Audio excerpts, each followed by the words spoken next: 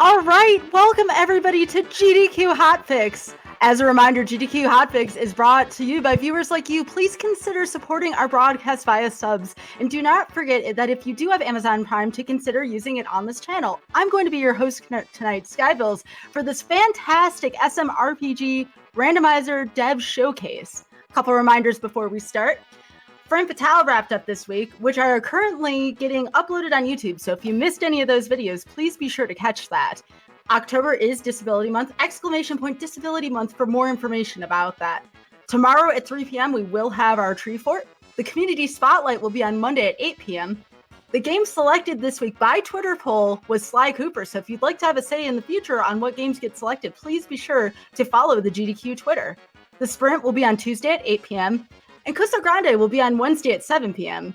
There are only a few matches left in this tournament. Tune in to see some of the best runners race bad games. GDQ submissions and volunteer applications are also currently up. The deadline is September 2nd, so please read the updated submission guide if you have not yet. GamesDoneQuick.com/profile for more information. And now, without further ado, we have the SMRPG Randomizer with Pidge01 running, followed by commentary by Alanim and Dorkmaster Fleck. Take it away and good luck. Hi everyone, I'm Pidge. The three of us are all devs on this randomizer, and y'all are in for a treat. It's really, really, really fun. Yeah, and I'm Alanim, and it's gonna be one heck of a ride. Yep, I'm Dorkmaster Fleck. Nice to see everyone here. Thanks for coming out to watch this, and sit back and enjoy the show. I guess just like a few quick notes about the randomizer before we get started, just so everyone in chat can kind of understand what's going on.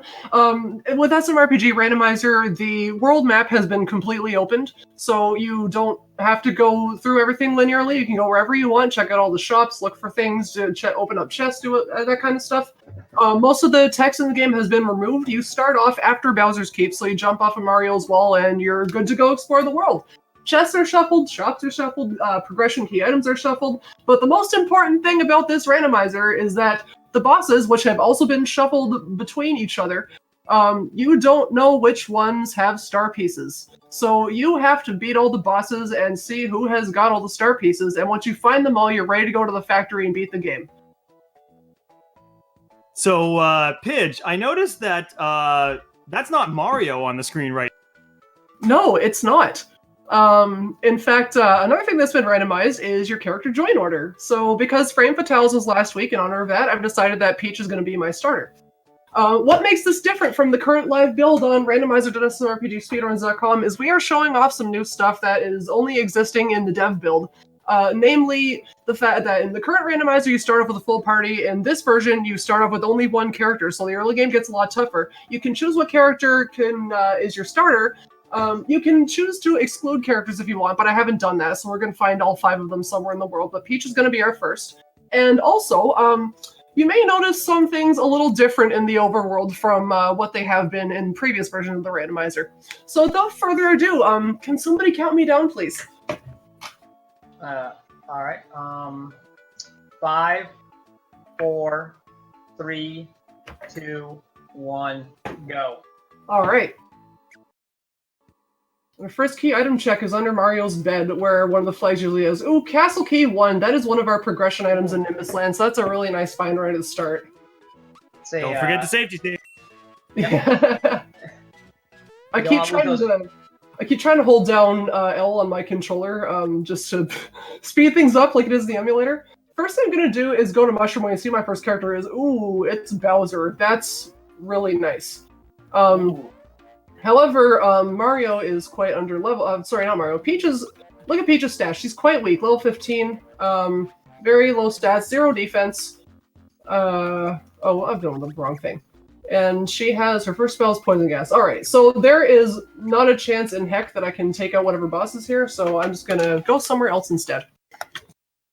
Because in a situation like this, when you have a character that's got pretty much nothing that they can use, what I want to do is go around looking and see if I can find them some weapons. So that means it's time to do some exploring. Yeah, and if you'll notice on the left side of your screen here, we've got a tracker going for this as well. So we're tracking the star pieces that we found, as well as all of the key items and which bosses we found. Because another feature of this randomizer is similar to FF4 Free. We shuffle bosses. That's a nice find. Random item given to me by the shopkeeper was a super suit. All right then. I think I'm ready. I think I'm ready to get Bowser. I honestly had no idea that was. I didn't even see that when I was like testing stuff earlier. Okay, well, I think I'm ready to go find my teammate now. Pidge, you know how sometimes you find the butter sword in Kakariko Village? Well, she just found the butter sword, all right. All right, let's do a quick save and pick up a giant turtle.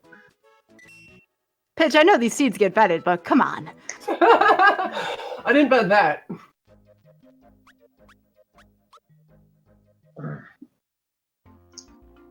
Oh man. So instead of rescuing Toad and no free characters, you rescue whatever character is here. So in that case, it is Bowser.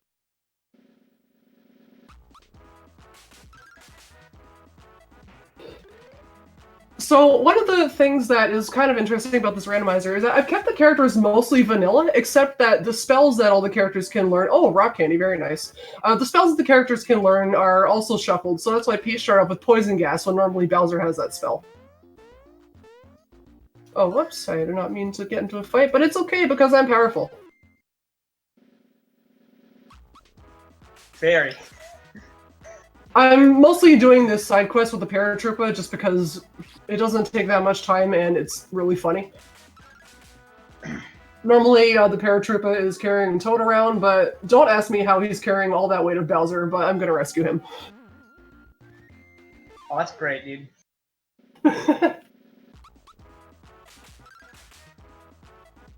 Oh, this is going to be a good seed.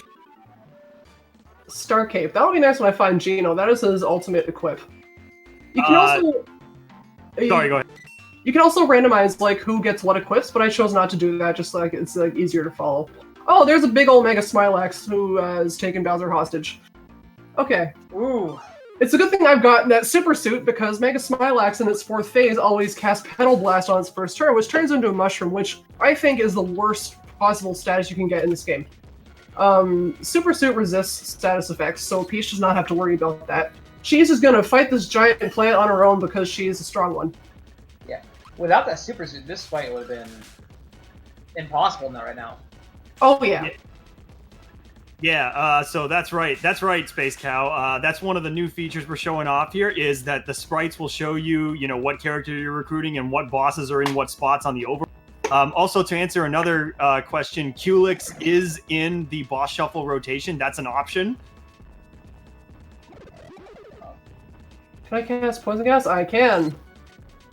This probably is not going to kill them, but I'm going to do it anyway, just in case it does. Because Peach doing 97 health, that's not normally enough to kill these Piranha Plants, but one of the features of Boss Shuffle is that they inherit the stats of whatever was there before. So there are 8 Smilaxes and Mega Smilax in this slot, and they all have to share the original 100 HP, so these things are going down quite quickly because of that. Hopefully she can survive Flower Blast, because even with Super Suit, this might hurt.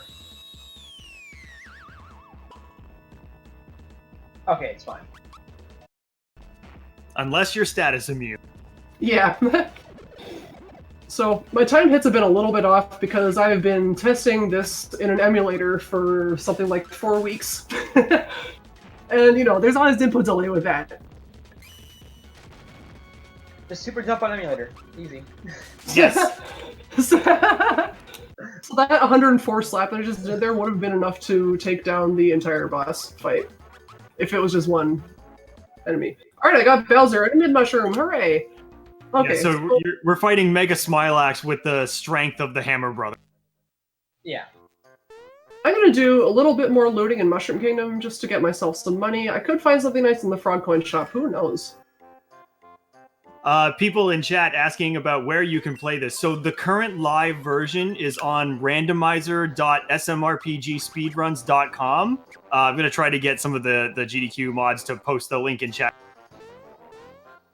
Okay, let's see what was actually in the shop because I just found my super student left. Okay, fright bombs, freshen up, sleepy bomb. Those are all very good things, but I Very cannot good. afford any of them right now. Yeah.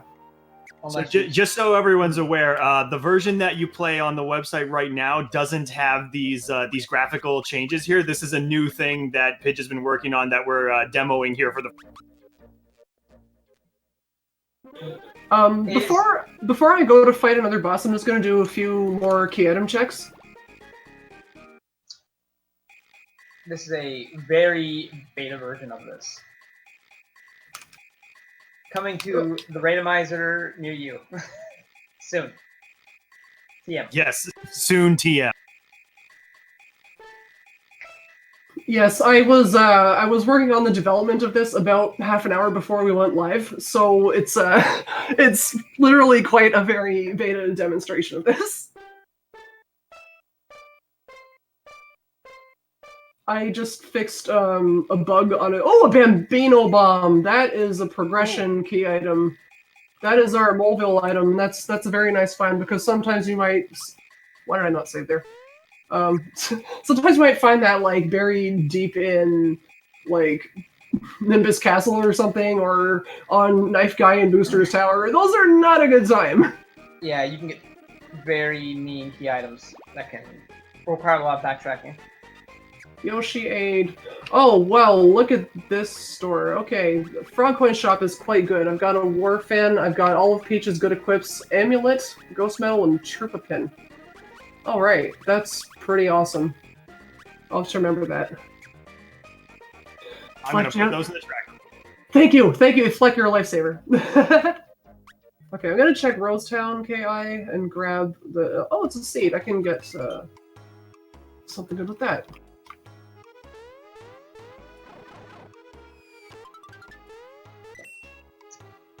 See ya. The Sia is very good. Can run away from like anything. There's nothing. Yep.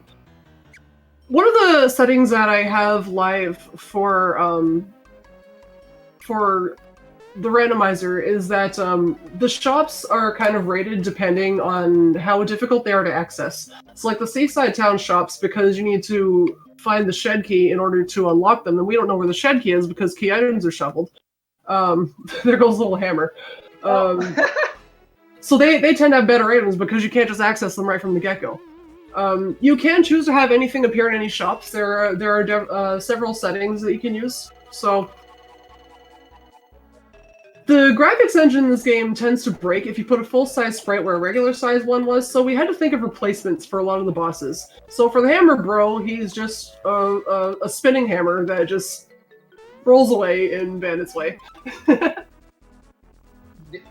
Watching this for the first time is amazing. Like, just the whole thing, because, like, 2 months ago, Pidge was just like, or 2-3 months ago, Pidge was just getting in this, and I was helping her out, and then I just don't look at it for like a week or something because I'm busy. I come back and Pidge's like, yo, I have no free characters program. I got these sprite swaps going. I'm like, what? It's blowing my mind. Something I thought was impossible. She just did. It was pretty incredible. It was really fun to work on. I kind of got like hooked on it. I've been doing this feature like nonstop for the last month. There are a couple of graphical bugs with it that have not been quite sorted out yet, but we will take care of that eventually. The only problem, it does turn around. Some of these sprites, like, they don't turn around because they don't follow directional commands properly, but yeah, this one does. Alright, let's fight the Hammer Bros. So this is Hammer Bros with Croco's stats and his HP divided in half. When we defeat the Hammer Bros, we get a key item and possibly a star piece.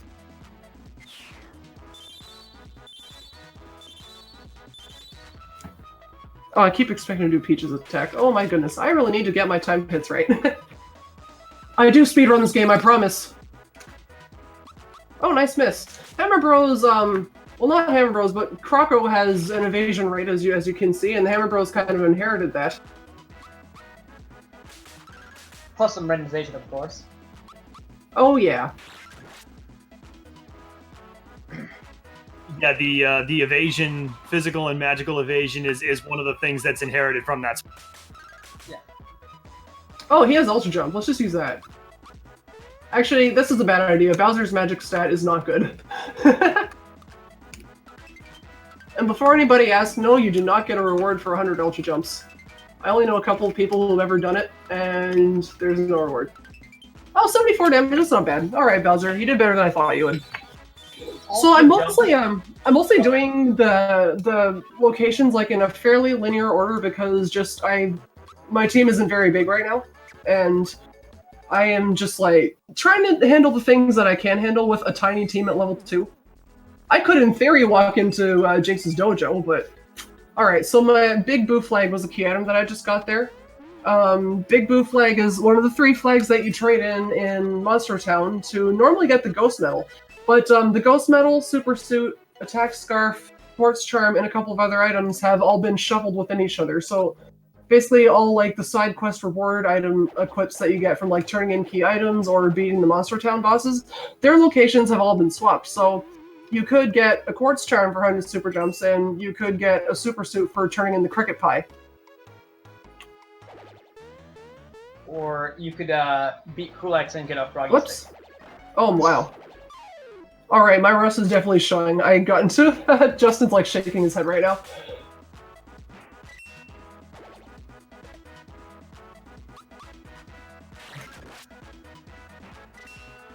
Excellent question in chat. What's a Culex? Ooh, what's a Culex? We are going to see.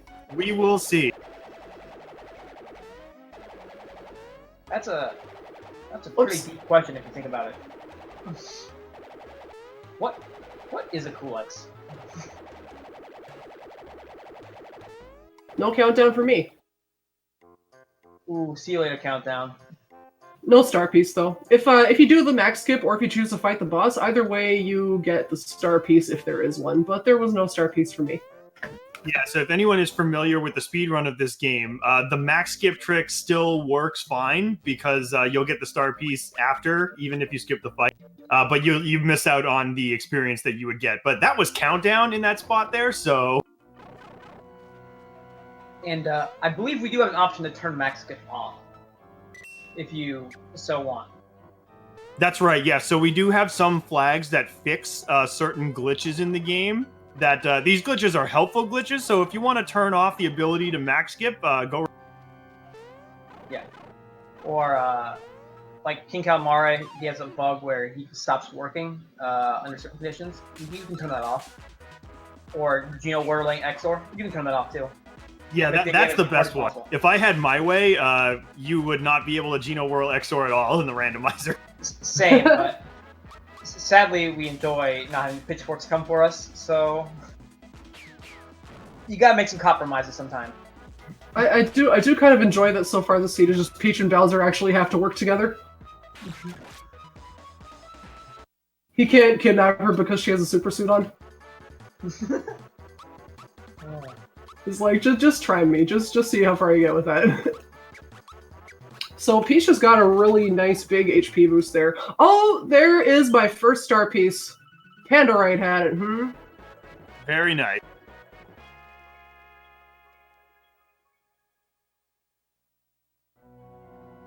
So that's what it looks like when you get a star piece from a boss that is holding one.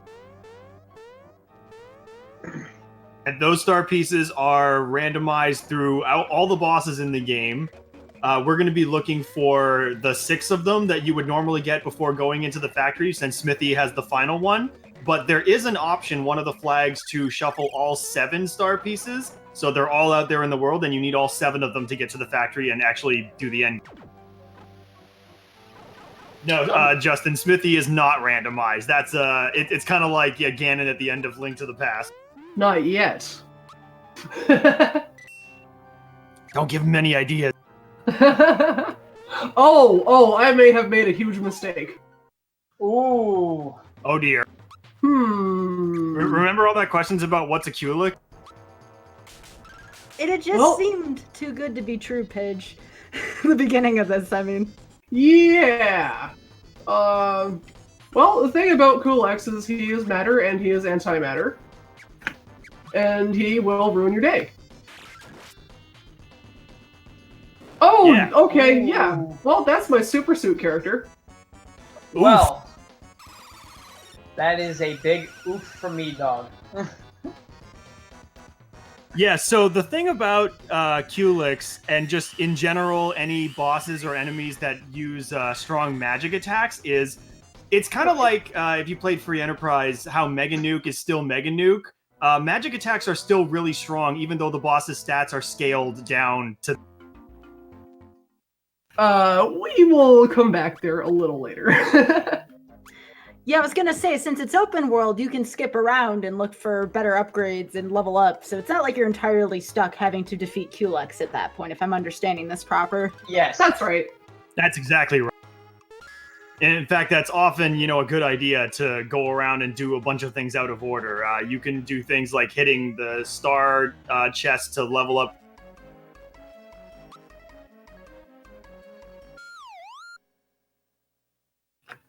So, sleeping here gets you another item that she's checking.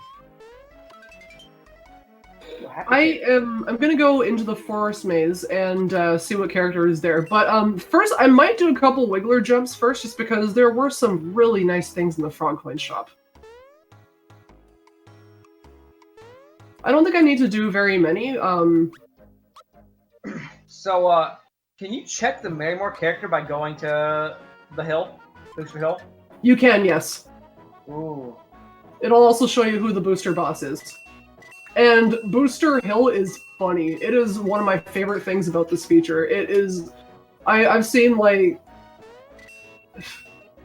Booster carrying Bowser up the hill with Bowser in his, like, scared pose. He's like, I tried my best to make all the animations, like, match up with what they originally were for both the bosses and the characters. Yeah. And that was no small feat, because, like, you would think that you could just sub in a sprite and have it do all the same stuff, but in fact, like, if Mario appears or another character does, his sprite offsets are different from everybody else's, so I had to put in some custom code for him. Same with Gino's animations in Marymore. And for the bosses, don't even get me started. Like, the boss code right now, like, for special cases and setting the proper animations and such is, like, about 2,000 lines right now. It's a lot of stuff. I think this will be my last one. This is a good number of frog coins. Probably not going to be enough to get the stuff that was in the frog coin shop, but it'll give me a boost for finding some more in some chests later. Yeah, and as for running around on the actual overworld, I think part of the problem is that Mario just has more animations than any of the other characters. Yeah, like Peach can only face 5 directions. Yeah. Everybody can only face 5 directions. They don't have jumping sprites. It's just the sprites just don't exist for us to use the other characters in place of Mario in the overworld, which is unfortunate. But also, for people that speedrun this game, having Mario as your overworld character gives you a lot of like proper visual cues for the platforming. So it's like I kind of left him there for the same reason. Like there's some bosses that I didn't change. Like I didn't change the snippets on Booster Hill, things like that. I didn't change Dodo, his statue minigame, just because. Looking for a visual cue, I just want to keep that consistent, like the people that want to do it fast. We have a question from the chat, by the way. Someone wanted to know who developed this game, or the randomizer in particular to this game. Oh, actually, we have quite a laundry list of names. In fact, all 3 of us are 3 of the developers. Yep. First, Abyssanum, I think that's how you say his name? Correct? Abyssanum, I think? Abyssanum, okay. He put out a basic version, and then me and Dorkmaster started working on. I think Dorkmaster, you first did a web randomized version, right? After that. Yeah. So what I did was basically take the original version that Abyssanum made, and that was like a command line utility that you used to generate the seed locally, and I turned that into a web-based version, just so it was much more convenient. But all of the logic and everything was still the same. The new addition to this web-based version is this whole open world mode, which has been a big group effort. Yeah. I took up the mantle first and put out linear. Then we decided to do open because you can do a whole lot more. And then a lot of other people jumped on. Pidge, Pat, just tons of other people. Swinch. Swinch and Yaki Bum, and also there were a couple others as well. Namely SNES Chalmers, Amazing Ampharos, and AT Piccolo. They also have made contributions to the randomizer. So there's 9 of us in total. It's been a big team effort. And there's also, that's not to mention the graphics team, which is Deviling, Airsean, Myomike, Essenby, Aaron Dobb, Eggtalk, and myself and Sean Cass. Worked on like certain sprites that are used in this game that are not in the original game, as well as palette swaps. We do have a palette swap feature that colors your party lots of fun different things, but I opted not to use it for this showcase, like just to make it like a little more digestible, I guess. However, if you go and check this out and play it yourself, you are in for a good time. If you might see something you really like in the palette swaps. The graphics team did an amazing job on them. Yeah, and also some of the palettes have special names for the characters as well, which are fantastic. Oh, this is a bad time. Uh-oh. Ooh. Okay, thankfully that only does 2.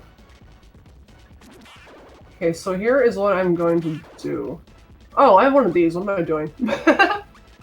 Also, so, I know there's some people putting the link in chat, I believe, for everyone who wants to check out the current live version on there. That's not quite the same as this version with some of the new stuff, but the ways that you can play this is on emulator on the Wii Virtual Console, if you know how to do that process, similar to the Ocarina of Time randomizer, and the SD to SNES if you want to play on original hardware. The latest firmware of the SD to SNES flash card does support SMRPG. As far as we know, I don't think it works on the SNES Classic. I'm not 100% sure about that, though. you also didn't tell me that you can make Luigi appear in this game by super jumping as Bowser. That's pretty rad. So I'm heading into Pipe Vault now because there's a key item check at the end of this place, and also because I love Pipe Vault. It's like one of my favorite parts of most of the stuff speedrun. Pipe Vault's amazing. It's just such a cool area. Look at all of these frog coins. I love the platforming in here. There was a question from earlier. How many frog coins would you prefer to have during one of these runs? Oh, it really depends on what you see in the frog coin shops.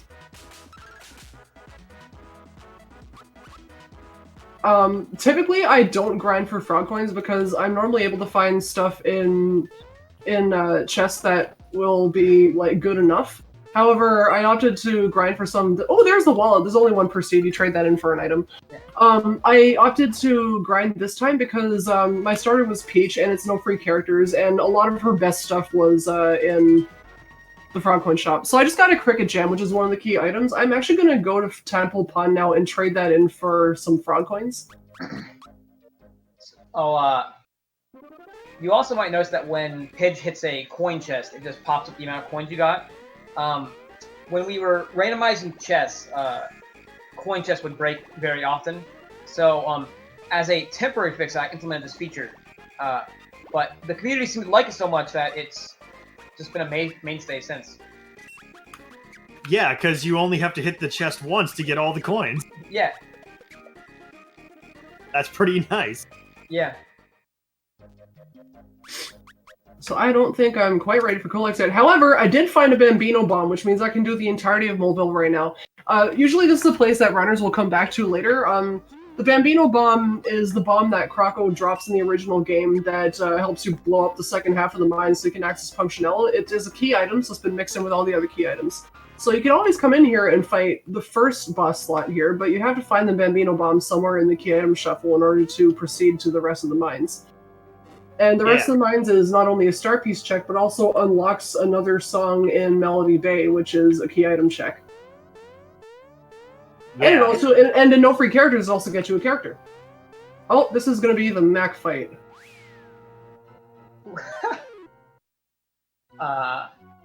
coin chest being fixed. I'm sure what will happen one day is I'll be like, what about if we fix the coin chest? I'll go to bed and the next day Pitch will be like, I'll just look at Discord. Pitch will just have like it all fixed up, like it's fixed. I'm like, what happened? Listen, I may enjoy working on this randomizer, but I'm not good enough to figure out how to break the logic of partitions. They're tough, man. There's a lot of options. Yeah. You also might notice as we've been running around that all of the hidden chests are totally visible. That's one of the changes that we made for technical reasons to help with the chest shuffle, but also just for convenience because not everyone knows where all of the hidden chests are.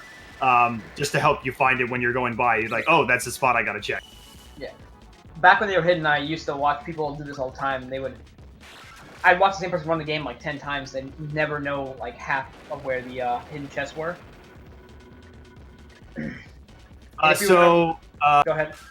Bad Road, yes, you can skip this fight, the Croco 2 spot, if you already have the Bambino Bomb. But since the star pieces are shuffled, there might be a star piece on this boss, so it's probably not a good idea. This boss also is a key item drop, and that could be like your rare frog coin that you trade in for the cricket pie that gives you the super suit. Like, you never know. And he gave me an alto card and no star piece. Well, the alto card is really nice. The alto card key item drop allows you to access more items in the frog pole, the tadpole pun juice bar. And that is considered a tier 2 shop, so we might find some really nice stuff in there that we can't get in the basic shops. Yeah, so part of the things that we've done with the shop logic that Pidge also worked on was sort of balancing the shops so that the shops that are more difficult to get to have a better chance of...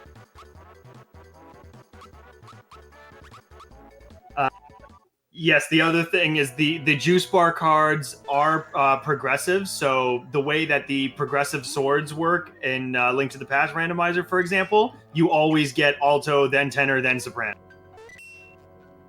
Oh, there's a weapon for Mallow. Oh, it's Cloak or Domino. This could suck. Game J, the missable chest where the frog coin is in the Mushroom Kingdom, that chest was actually moved to the right of the door so that it's not missable.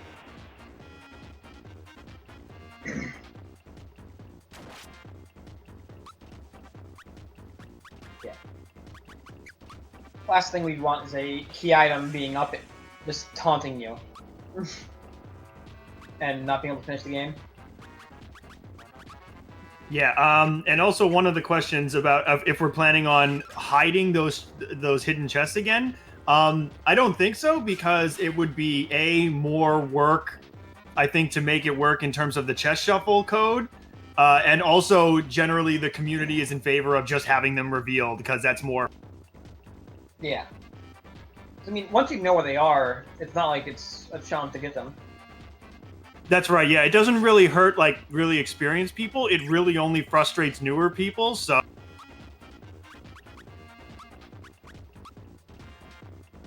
You may have noticed that they just kind of slid across the ground there instead of walking. That is an unfortunate necessity of the No Free Characters flag. In order to make this setting work at all, I had to remove some animations that were present inside boss fights. Otherwise, the game would hardlock, and that's no fun. We don't want that. Yeah, in battles, if an animation happens that cannot happen, game's done. Just locks right up. Overworld map is a bit more generous, but can be equally as annoying in some cases. So for playing this on the SNES Classic, that's not currently possible as far as we're aware. The SNES Classic has some emulation issues with the SA1 chip that this game uses. I don't know the exact details myself since I don't have one to be able to test it, but from the reports we've gotten from people playing it, it doesn't seem to work well on the SNES Classic. That's not that surprising because we've also had issues with some other emulators, like different versions of emulators where the SA1 emulation is just not quite correct. Yeah. Sometimes you get bugs where you can like climb up the walls like vines and stuff. It can be pretty brutal. Yeah, that's unfortunate, but you can play this on emulator on your PC or on the SD to SNES flash card if you have a Super Nintendo or like a Super NT, something that plays SNES. This is rougher than I thought it would be. And the Randomizer is a web-based program. You do everything on the website. You do need to provide the ROM file yourself. Obviously, we can't give that to you. It just generates a patch for you. Yeah. Oh, that fight, I could have died to poison there. That was... Oh, Yeah. there's another star piece! Let's get it. Alright, we have 2. We need 6 for go mode. And Mario joined? Yeah, he sure did. We finally have Mario in the Mario RPG randomizer. Oh, that is a graphical glitch that I have to fix sometime. This is a unique one. Pitch, this is amazing. It's so good. That's just partition problems. I can fix that like after the stream. that room is like a pretty inoffensive partition problem. Like bigger rooms with a ton of characters in them, like Marymore or anywhere in Nimbus Land, like is just the biggest pain to get to work. And this is when we dropped the beta, by the way.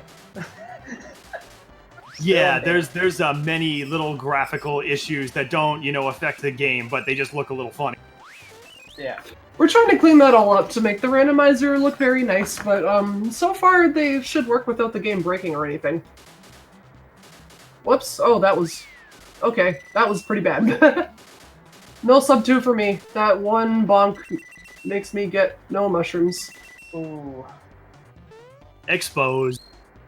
Hashtag exposed. Yeah, we've actually shout out to like Swinch and Yaki Bomb, and they've done some good work. Yaki Bomb figured out a bunch of animation stuff, I think, with the animation scripts to fix some of those graphical issues. Yeah, with the characters and battles and various other stuff. Yeah. Like having all weapons being randomized wouldn't be possible without Yaki Bomb, and he did it in record time. That's true, yeah. So not only the graphical issues of characters using each other's spells and being able to equip each other's weapons, but it actually didn't used to be possible for Gino to use anyone else's weapon or for anyone else to use his. He was effectively an island until Yaki Bomb figured out the technical constraints surrounding that and managed to get it working. Yeah, and there was a lot of other stuff like that too.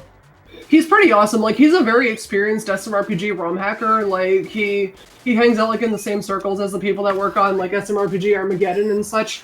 So he, like, really knows what he's doing with this game, and he taught us, like, a lot. I've worked on, like, ROM hack stuff. All of it I learned, like, from Alan and Yaki Bomb.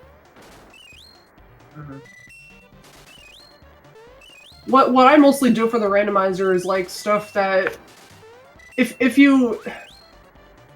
you need to, like, actually write a ROM hack into the code, like, write some code that completely rewrites an entire event's logic, including, like, pointer jumps and everything like that, that's generally what I do with the randomizer. Yeah. I do that weird stuff. I was entirely ROM-based. Dorkmaster was entirely, like, web client-based. Almost, actually.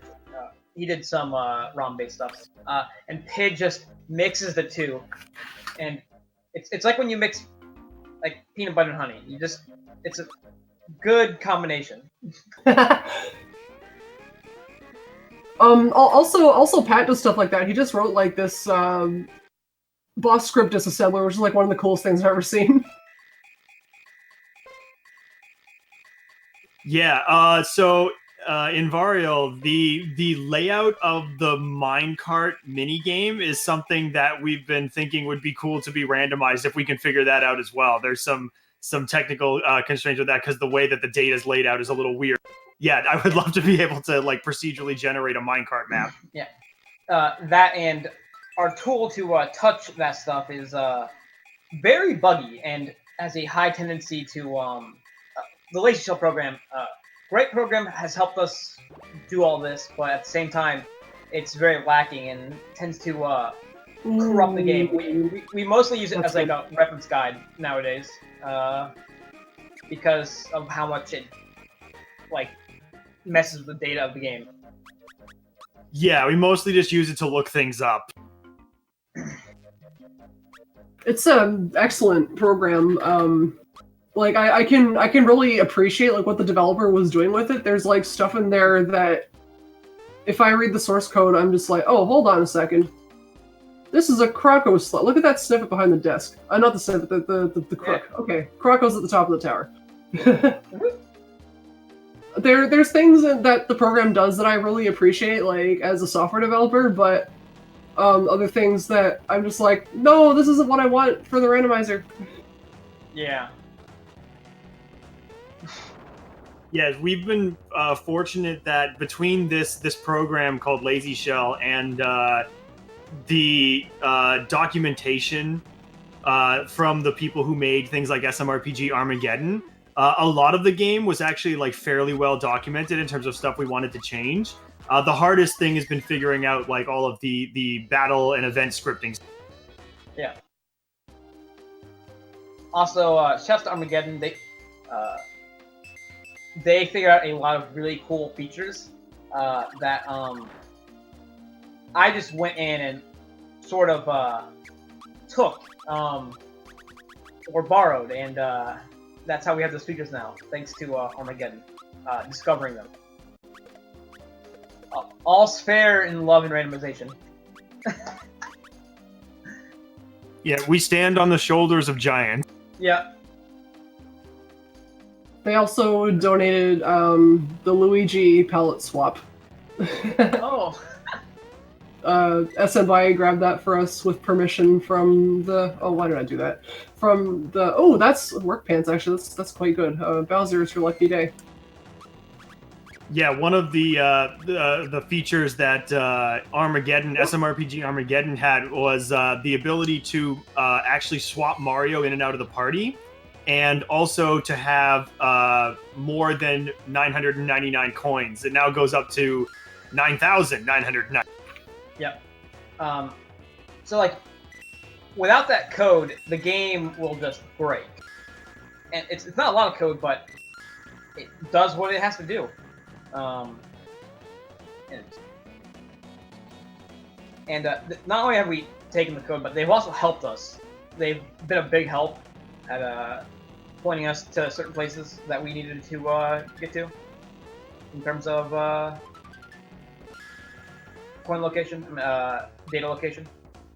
So I just found the Elder Key item, and that I might use a little bit later. It opens up one of the closed rooms in Booster's Tower, but you just get like an item out of it.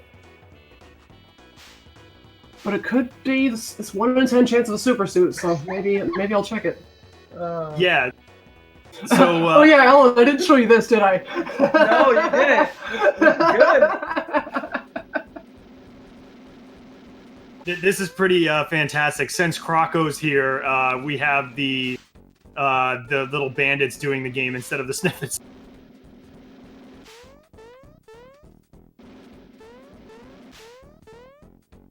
Yes, Justin, this is the new canon. You gotta respect the lore. Yeah. It's Croco's Tower, man. The canon is Peach gets married to Valentina and Mary Moore. I like that canon. Croco's just in here trying to loot the place with his boys. Yeah! He's like, I know there's some riches behind the curtains. Go and check. There's literally nothing here. I would go and loot a place that had nothing behind the curtains. Check there again. It's faster to just like fail this on purpose and do the fight, but this is just too funny. I have to do the cutscene. Oh yeah, you can't skip this. This is too good. No, Croco's upset because he can't get. That's the treasure. He needs that. Also, so somebody did actually notice that one of the chests outside of this room was backwards. That's a funny little graphical glitch that we decided to leave in place because people referred to it as the validation chest, and they. Yeah. So I'm actually really glad I did the booster curtain game. It gave me a Jinx belt. That's an extremely good attack and defense accessory. So, as you'll notice, when Croco disappeared, he then appeared in the corner. That's because in the randomizer, we let you both win the minigame and fight the monster for the star. So, like, where Croco was, you could either fight him for the star or beat the minigame, get his item, and then fight him for the star independently. And it's the same way for Dodo, or the Dodo spot later in the game. This probably won't do very much, but I just want to see. That's a good question, Pidge. What happens if a different boss is in here? If a different boss is in here? Yeah, for the curtain game. Oh, it depends on the boss. If they don't have like canon sidekicks, then it's just the snippets. Okay. But Please Valentina, tell me for Culex it's the crystal. No, because I couldn't get them to be different colors. Oh. Anyone that has, however, Axum Rangers does support the 4 crystals going up the trampoline. I believe it's like Valentina has bluebirds. Who else? Mac has shysters. Bowyer has arrows. Croco 1 and 2 have the crooks. Oh, Pidge, you could have if you can do Dodo in that room. You can have Dodo and the 3 tiny birds. I could do that. But it depends on the boss. There's like, I think about half the bosses replace the snippet sprites, so you can see some like pretty funny things up here.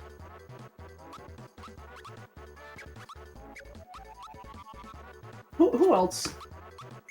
There basically, oh, no star piece for me. Basically, there's a lot of bosses that change a lot of things.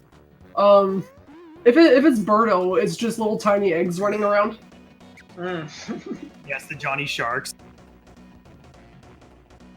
Yeah, Johnny's Bandana Blues are a thing. Oh, Vanilla. Oh yeah, this is Vanilla, isn't it? Is this even rando? Guess we'll find out. I don't have any fire spells, do I?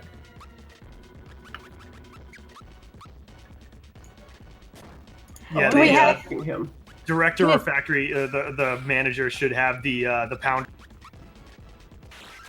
Do we have time for a quick blurb real quick? Yeah, absolutely.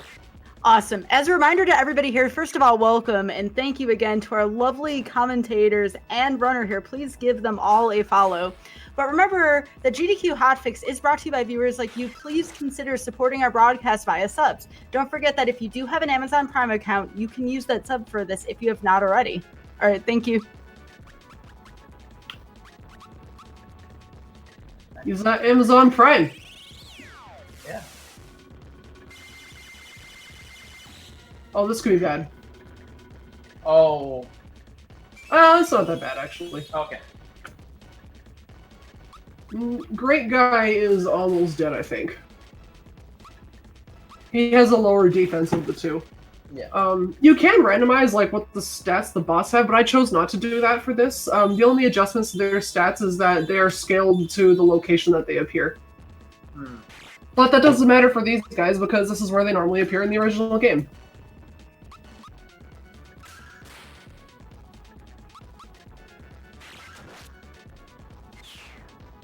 Oh, thank you so much for the sub bombs in chat.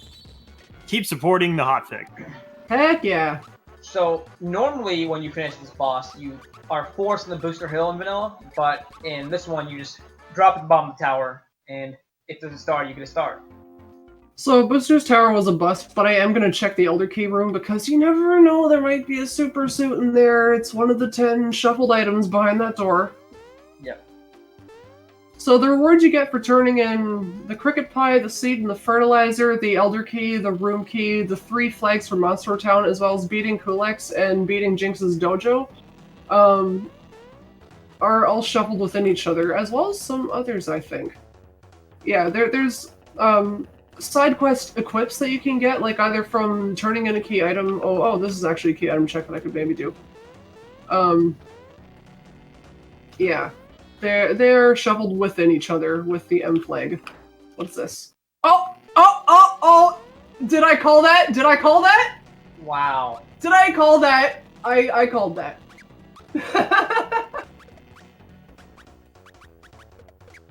Incredible. That is a good seed so far. So here's something I haven't had time to do yet, is to make this guy give you his key item after your first victory. So I actually have to do this minigame to get a key item. This could be my castle key too, so I want to do it while I'm here.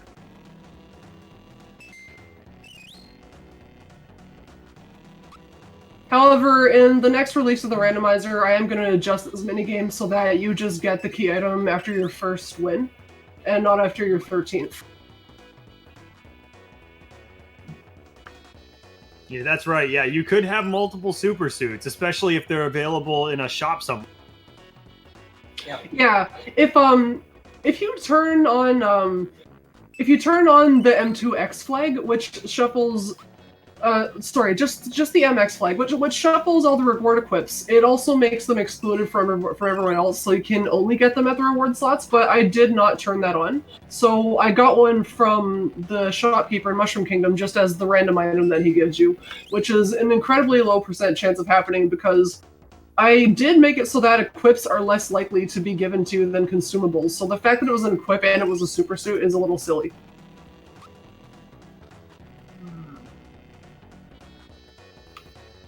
Anybody who watched my Run an RPG Little Break is just like having flashbacks right now. And you might notice this guy still has dialogue.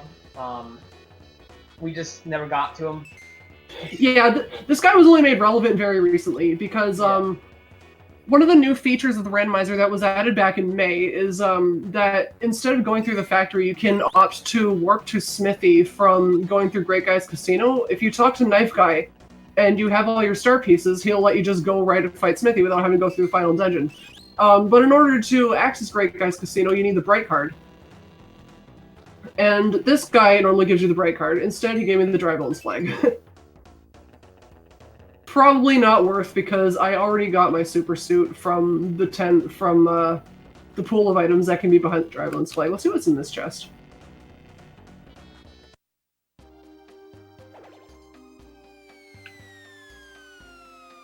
An elixir. That's actually quite nice. An elixir is a full party heal item. Alright. So, should I get my last character next? I guess I'll do that. Well, should we... Oh, you can boost your heal whenever, right? I can, but you can... Yeah. Oh, this is gonna be Dojo. Alright. Ooh. They've cooked up a feather. They're very bad chefs. That is a change I made yesterday at the suggestion of one of the QA guys. Oh, geez, Gino's partition is broken. Okay, just ignore this. There's some glitches happening here that did not happen when I was testing, so I'm gonna have to see what's going on with that. This is fine. Everything is fine. You know, for the longest time, I had a glitch happening in this room where, for some reason, the sprite of the brooch, the shoes, and the ring was not changing properly, so I was just retrieving a bunch of banana peels for Peach.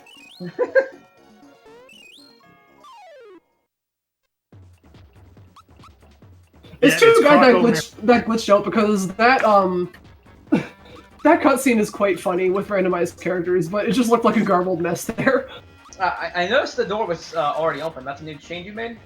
Yeah, I made that a couple nights ago because I needed to free up one of the action scripts to make boss shuffle work. Overworld sprite shuffle. I see. Okay.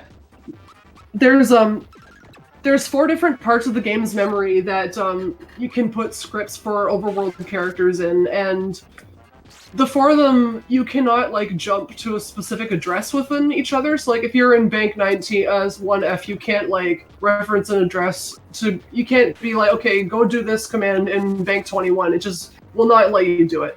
So wherever their original script was, I had to expand some of the scripts to make the overworld boss animations work properly. And to expand them, I had to start putting parts of them in other parts of the game's memory because otherwise it would screw everything up. Oh, there's another star piece! So I freed up the action script of one of the snippets, and I used that for empty space to let that function work, and it also gave us the benefit of just having this completely open. I just go out the front door, what am I doing? They're still cooking that feather. Let's see what's in the shop. Yes, the bosses can in fact scale all the way up. You could have Hammer Brothers in the volcano. We already had Hammer Brothers in Bandit's Way. Any boss can be shuffled basically anywhere up until Smithy.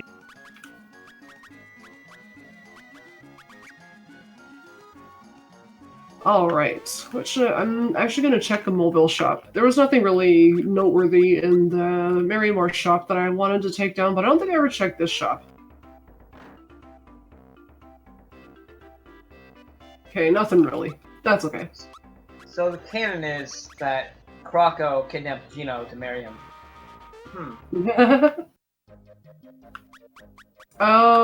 You know what I'm gonna do? I'm actually gonna loot the sea and check the shop. I'm gonna sell some of my junk items first, though. Sheep attack and Lenser? Well, I need one of those. Since we're near there, Pidge, did you want to talk about Star Hill a bit? Oh, yes, that's right. There's some fun stuff up on Star Hill. A new feature that Pat worked on, actually, is the Star Hill stars, their messages have been changed a little bit. If you're playing through a random seed casually, like, definitely take the time to talk to them. They're quite funny. Star Hill is the only place in the game where you can get a star piece without fighting a boss. So I'm gonna do a save here, and then I'm just gonna go check that slot and just reset out if it's nothing.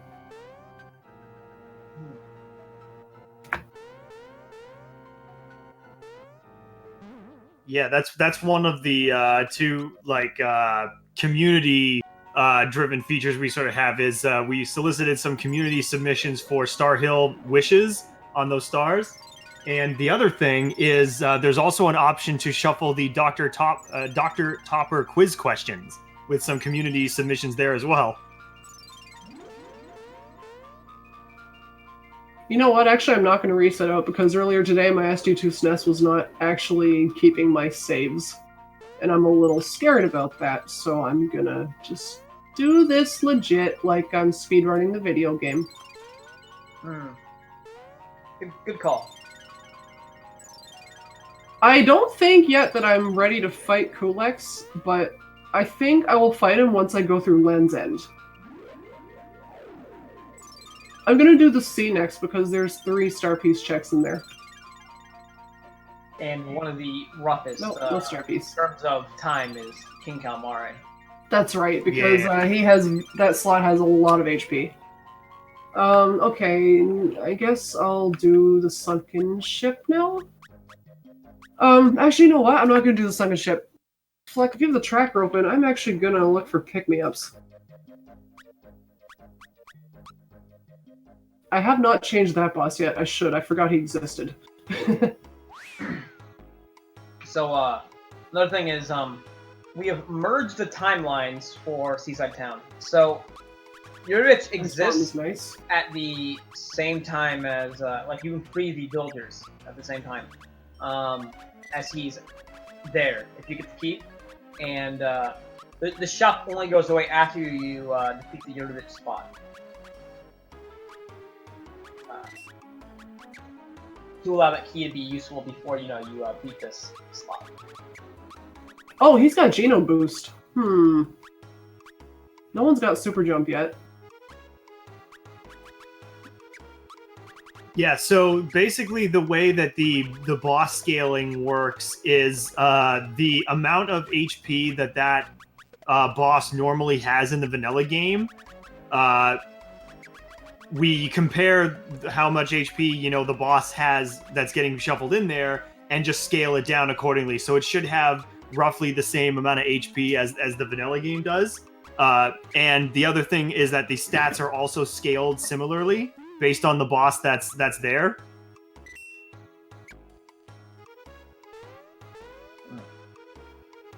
So like Hammer Bros collective 100 HP, whatever's there is only gonna have 100 HP. Drill Claw, ooh, Drill Claw's actually kind of nice for Bowser, but he doesn't really need it that much. That's an okay shot. I might come back for the Drill Claw eventually. Bowser could do some pretty damage with that. Actually, you know what? I'm just gonna get him the Drill Claw. Bowser doesn't have a super suit on. I want him to be doing massive damage with everybody else because he is our strongest base power guy. Yeah, I'm gonna get it. Why the heck not? 164. Yeah, and the other part, since we're going into the towards the sunken ship, is so there's an invincibility star in one of the chests going in there that we haven't hit yet, so we can get some easy XP there. And someone was asking if the invincibility star chests are randomized. They're not shuffled. There's some technical issues with those, I believe. Yeah, it's related to the partitions, which are pretty complicated. There are a couple spots where we can enable stars to be, but they need to have a little work done to them to be fully functioning. Yes, exactly. Basically, Gaillardia, the Calamari fight has 3 different phases with the main body and all of the 8 tentacles. So the total amount of HP for that fight is pretty high because there's 3 separate phases. So if you run into a boss that only has a single phase there, then that boss is going to just have a lot more HP usually. I'm giving Bowser the super suit so that his magic attack is boosted because there is a mimic chest in here and they are extremely weak to jump attacks, and Bowser has ultra jump.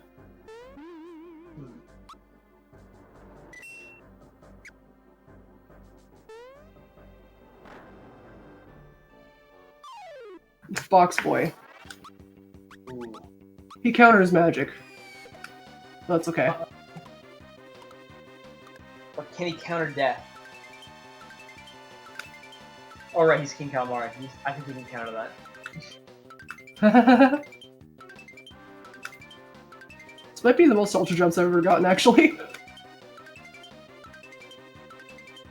That was a pretty amount of damage from Bowser. Yeah, it's pretty good. Yeah, so in these settings that we're using for this, yeah, the bosses still have their normal strengths of weak. That's a lot of damage.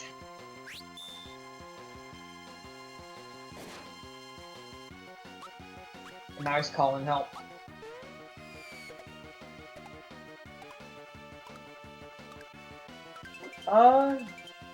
Alt jump is slightly better than super jump most of the time, but in Randomizer the powers can be shuffled a bit, so it's less slight sometimes, or it could be just exactly the same.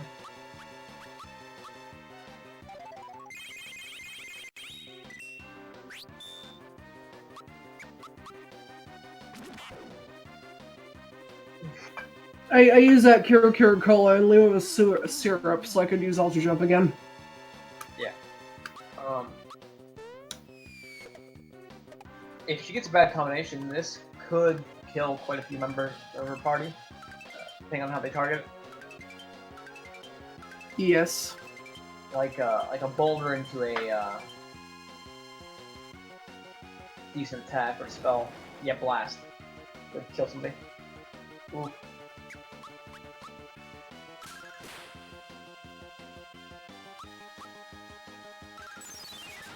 And if I recall, summons don't scale, right? For HP? They do. Okay. Oh wait, summons? Yeah, they do, I think. Okay. It's just some we have it turned off, like King Bomb. Yeah, no, any of the extra enemies that are associated with that come along with that boss, the extra adds, they also have the same scaling. Okay. So getting Jinx 2 anywhere, like getting Magic Koopa anywhere in a slot that has high defense really sucks because of Jinx. Alright, that worked. Okay, putting the super suit on Bowser was the right call there. There was like not a lot I could do to box play. I think I'm gonna put it back on Gino though, just to balance things out a little bit.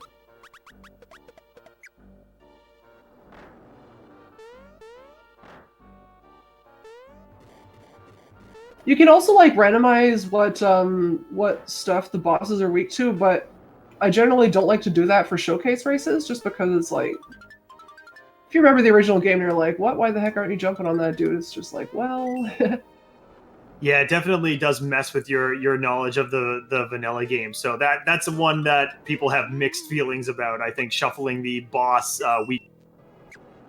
Yeah, it can be fun. A lot of people do like it. Just like there's a lot of this game actually has like a ton of features that we haven't even shown in the showcase, that because I don't have them turned on. You can just do so much with this randomizer and really just make it your own experience. So for people that do like a certain flag versus people that don't like it, they can both play however they like.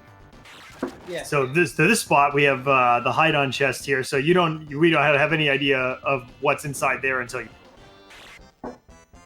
Yeah, not every boss has an overworld preview, just the ones that can be seen in the overworld. I've made it so that you can get an idea of what they are, and that was really nice for King Calamari, because that could have been really, really ugly if I didn't know beforehand that it was a mimic chest. Yeah. It's to mostly save time on just like resetting when you don't Star know the piece! Star piece! boss. Hey, star piece number 4. Now here's the problem. I don't know where my bright card is.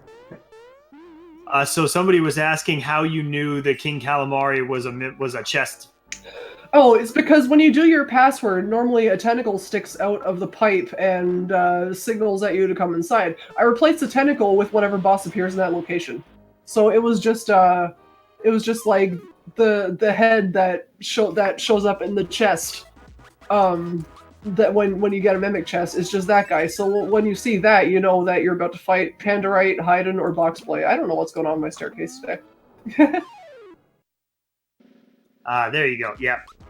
You might see like Jagger come out of that pipe. You might see Valentina. Whoever's there, they'll have a little sprite representing them that just comes out of the pipe. It's mostly just a good feature to help prevent more resets than is necessary. Yeah, and it can also really help you with your strategy. Like if you're going into a boss, you're like, my team configuration worked for that last thing I did, but not this one. Yeah, you could just let you bail early rather than walking to fight and resetting. Yeah, that staircase is the worst room in the game. That's I guess SMRPG's version of the Hellway. Yeah. Sometimes that fish to the bottom, dude, he's got the jukes. Just, oh yeah. You can't dodge him.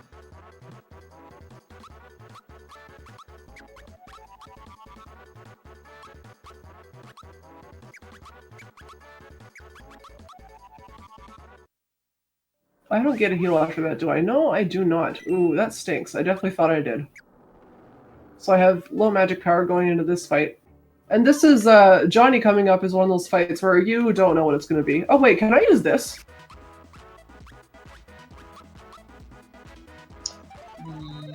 Yes. Not sure if it's 100% on these guys. No, it's not. I guess it's very low. Dang. Yes, Chad. Gino did turn into Peach, so that's a side effect of characters using other characters' magic abilities. Is that the animations for some of those attacks are specific to those characters, so they can sometimes do funny.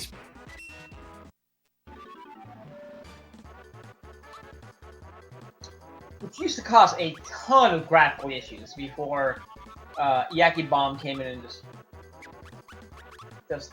yeah, it used to look even weirder. Yeah.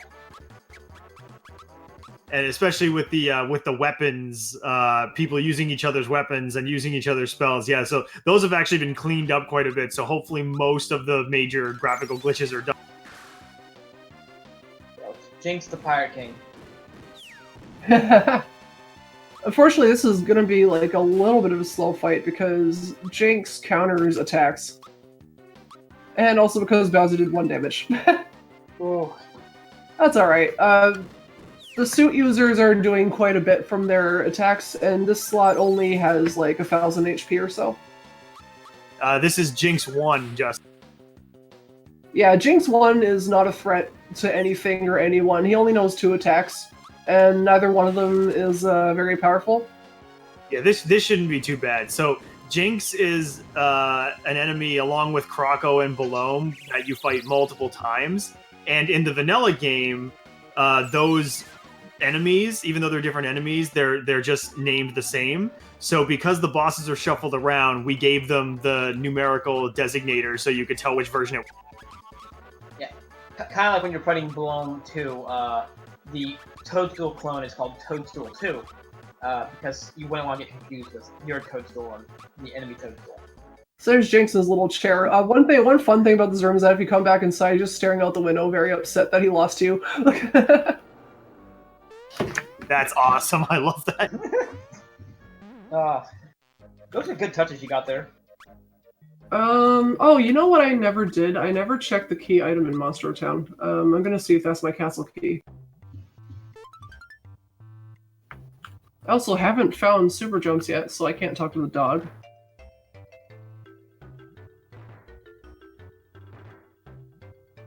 Yes, that's right, Relgan. That's why Gino was an island for so long, is that him using other people's weapons or other people using his weapons would actually soft lock the game. It would crash the... Let's see what's in the Monster Town shop. Apple juice, maple syrup. I kind of want that. Yeah. Oh, look at all these coins I have. Do I have anything good here? Fire shell is kind of nice, but not better than work pants. Speaking of work pants, I just realized I could make that guy feel the vibes in just one slam. Bad mushroom is alright. I'll take a couple of those. Vanilla temple key.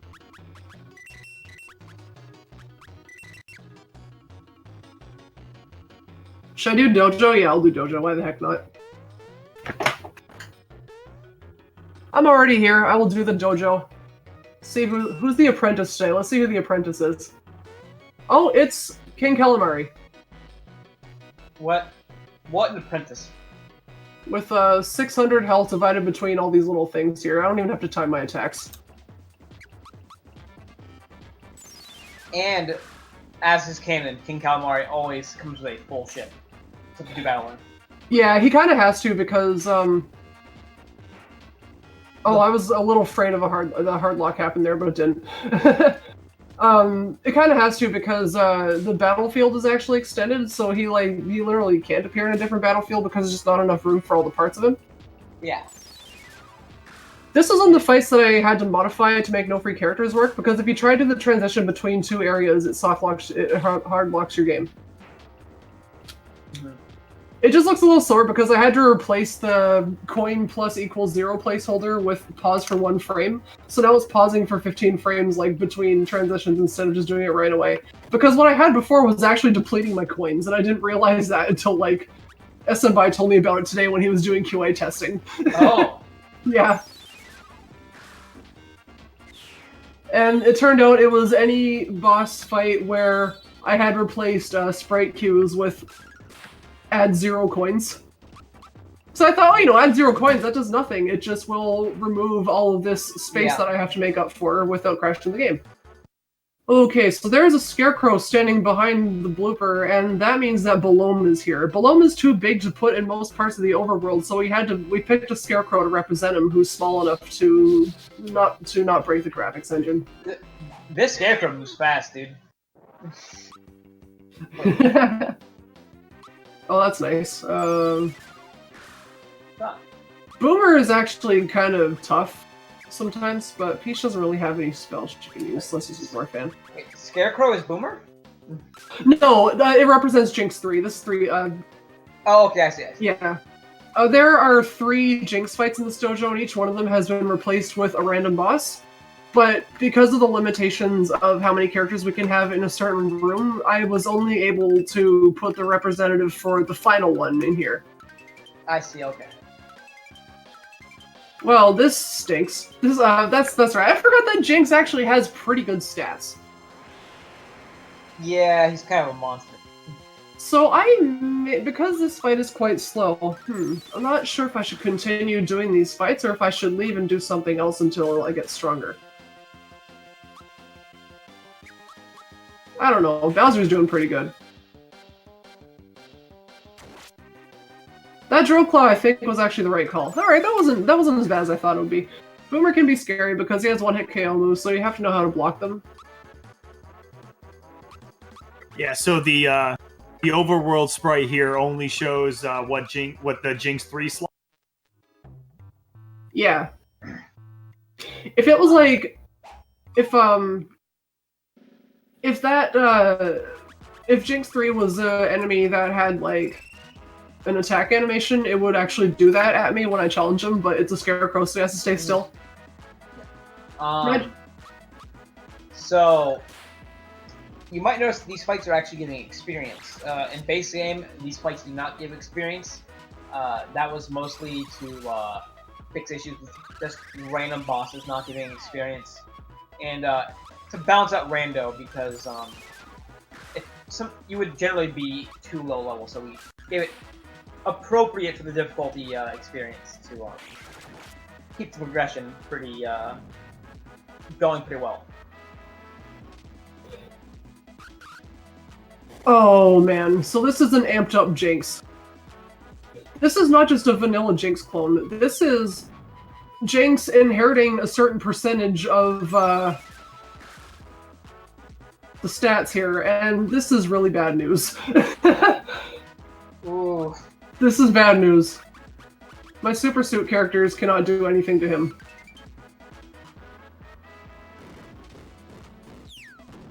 I am just gonna leave that fight. I will do the rest of the dojo later. Sometimes you just gotta walk away. Yeah, so Magic Koopa inherits the original Jinx's stats because in the Magic Koopa battle, Jinx's defense is higher than Magic Koopa's. Add-ons to fights inherit the correct percentage of the original boss, so Jinx gets like 200% of that slot's defense. It stinks. So before I do the Land's End circuit, I'm gonna see if the Eurytovich fight is less of a nightmare. I'm saving a bunch, just like you guys said, even though I just went from one place to another. It's okay, I'm saving.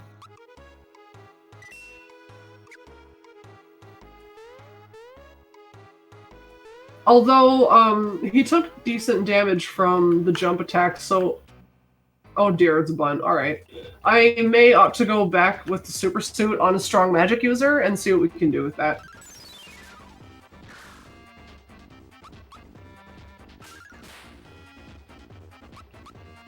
The Clifftop Cake Showdown. This boss was actually quite strange to make work with the no free characters flag, because if you find this boss when you only have one character, it's essentially like you can't win the fight. It's a soft lock until you die. Because what this boss does is every time you attack with a physical attack, it blows out a candle. But after every one of its turns, it regenerates a single candle. So you cannot progress through this phase of the fight until you've taken out all the candles and hit it when all of its candles are out. So if you only have one character, well, for every candle you take out, it's regenerating one, and you can't win. So I modified its boss fight to work a little bit more nicely with that. If you only have one character, then it will not regenerate a candle if your last move was a physical attack, so that it's possible to progress through. But since we have 3 characters, it's regenerating, and it kind of was cool to make that conditional logic work. But yeah, don't worry about a bunt if you only have one character and you want to play with this flag. It's just going to be incredibly difficult. Yeah. As you can see, he's knocking out Bowser, and Bowser is a strong boy, so... yeah, that's butt cake.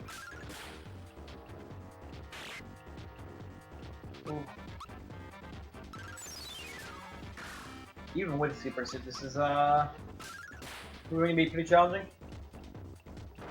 Yeah, I still haven't found pick-me-ups, by the way. Yeah, sometimes you get the early Super Suits and no way to res your characters. Yeah, well, I can res my characters, the only problem is that Bowser has come back.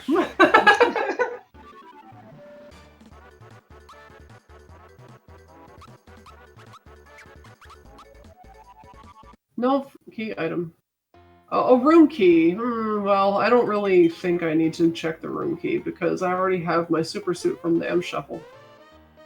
So these are the good shops. I want to see if I can... Oh, right. I have to open up the shed key. I don't have the shed key, do I? I don't think so. I do not. Okay, well, see you later, Seaside Town. However, Well, she doesn't have the key. They're just locked in there forever. later, nerds. You know what? Actually, I think I will. Let's see what spells people have. Any good ones? Ultra Jump, maybe. Shocker's nice. Super Flame. Psych Bomb is nice, but it requires a lot of healing. Let's see what these two got. Crusher is nice and pretty cheap. Bowser Crush is really nice, but it's also expensive. I only have 30 flowers. Yeah, you know what? I'm just gonna come back here later, I think, when I'm a little bit higher leveled. Because what I'm gonna do now is I am going to go fight Kulix again.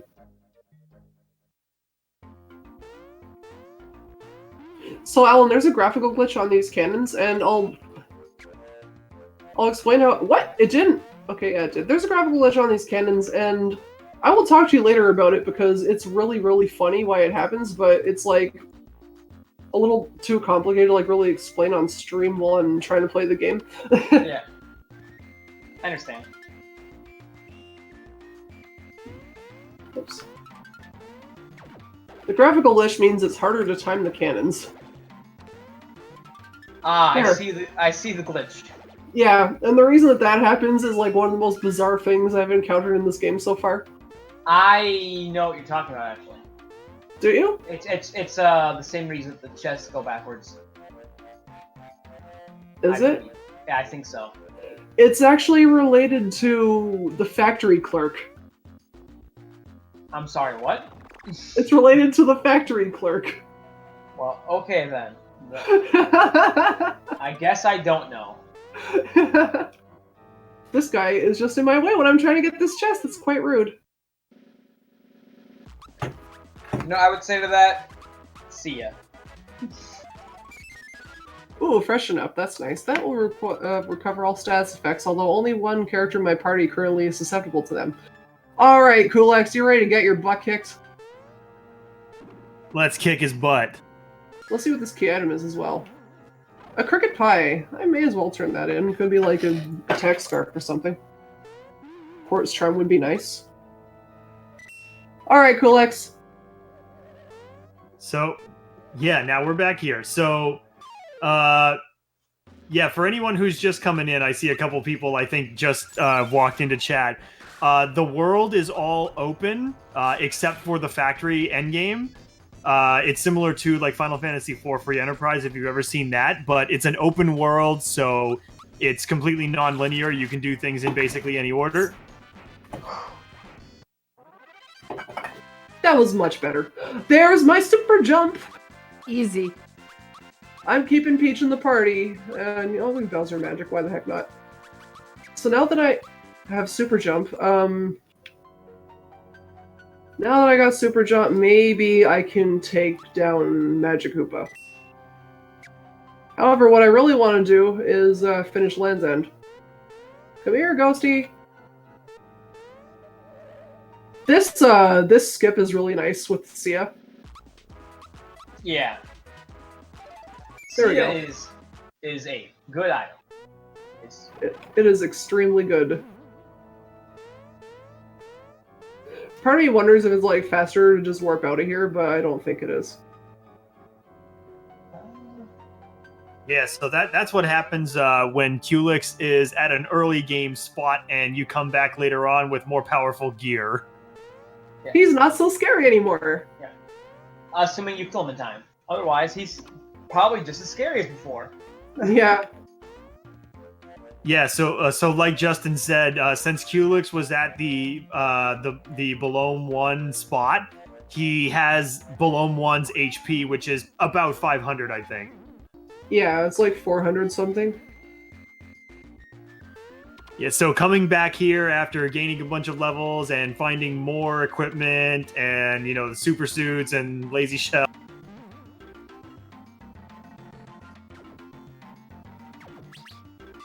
Oh, I should have brought Mallow in. He's got Snowy. You know what? I'll do that for the next fight. I'll give him a suit and he can cast Snowy.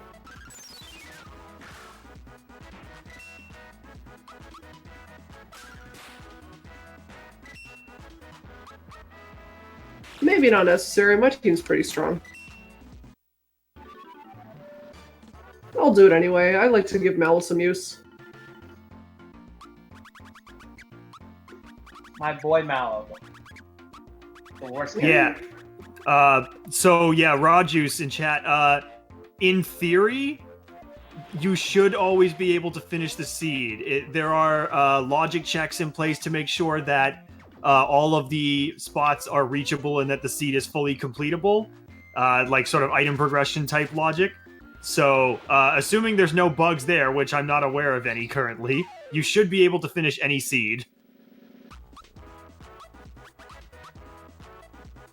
Although there are crazy flags that can make it very close to unbeatable. Just through sheer difficulty.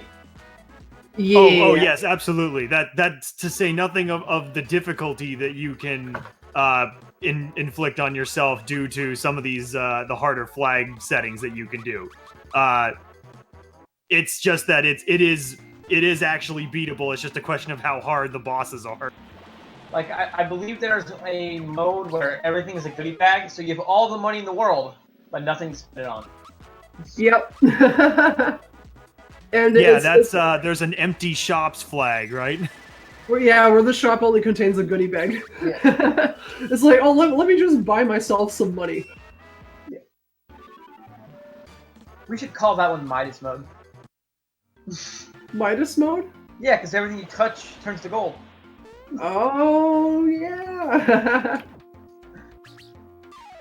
Oh, Mallow doesn't have enough to cast Snowy. Oh well. Yeah, exactly. It's never impossible to beat the seed.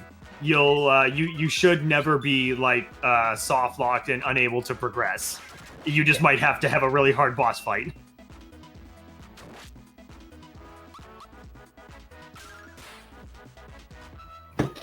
All right, let's bring back Gino, or maybe. Yeah, let's bring Gino back. Gino boost is quite nice to have.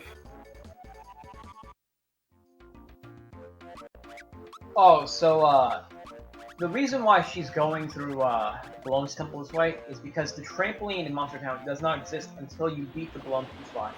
That was mostly to prevent a soft lock, but also to make it so you have to go through Land's End, because otherwise you would just skip right through the back door of Land's End and, never have to actually go through it. One of the flags that I forgot to mention is that I have the Star EXP progression challenge turned on, and what that does is that every star chest in the game gives you a set amount of EXP. So what you could do in open world was just go right to C and grind on the C star because of the death abuse tech. Which, you can still do that. It's just, for some of us, we didn't like the de facto start to every seed always having to be go to the C because it just got kind of boring. So what this flag does is that the amount of EXP you get out of a star chest is dependent on how many star pieces you've collected. Yeah. Which we've also been considering making it instead the number of bosses you've beaten, because there are some seeds where the star pieces are all stuck behind like really silly places. This run is Swaggle's blessed run. because I got Mokura with the star? Yeah, that's Swaggle's. I love when that happens. It's the nickname I gave it because of the one rat in the sewer was called the longest time the Swag Rat. So oh, that's right. Yeah. So I just nicknamed that one Swaggles. Oh no, the empty chest. Ooh. Run validated. Yeah, that chest only appears once. There's only ever one chest in the game that does the you missed. It hurts every time. That it does.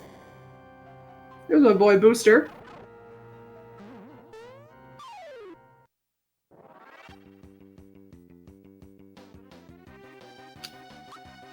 Whoops. Accidentally had my turbo button turned on, so I missed my time hit. I think these guys can be terrorized. I think so. Yeah, I think all of them in Booster can have Terrorize cast on them. That's right.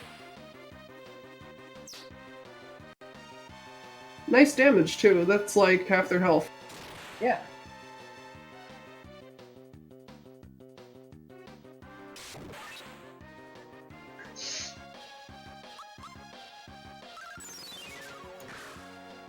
A lot of us probably hadn't failed the mini game. Is Booster normally a difficult boss? For in the original game, yes, he is. He is quite powerful. In fact, his attack Local Express has the highest base power of any attack in the game that's not a spell. Like, any physical attack in the game, his Local Express attack is the strongest one. And he uses it, like, in the second phase of the fight, like, after you've done a decent amount of damage to him, you've probably taken quite a bit yourself. He starts bringing out this train in your face that does, like, a ton of damage to you. He is quite difficult. And also, his snippets have decently powerful magic.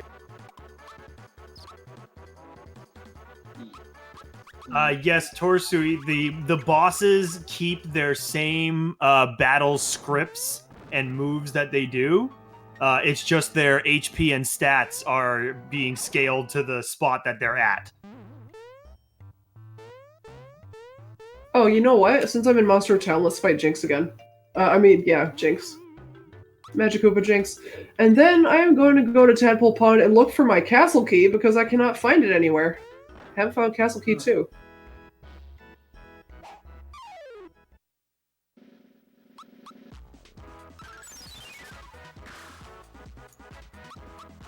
Is this a good time to read a quick blurb for GDQ, Pitch? Go for it!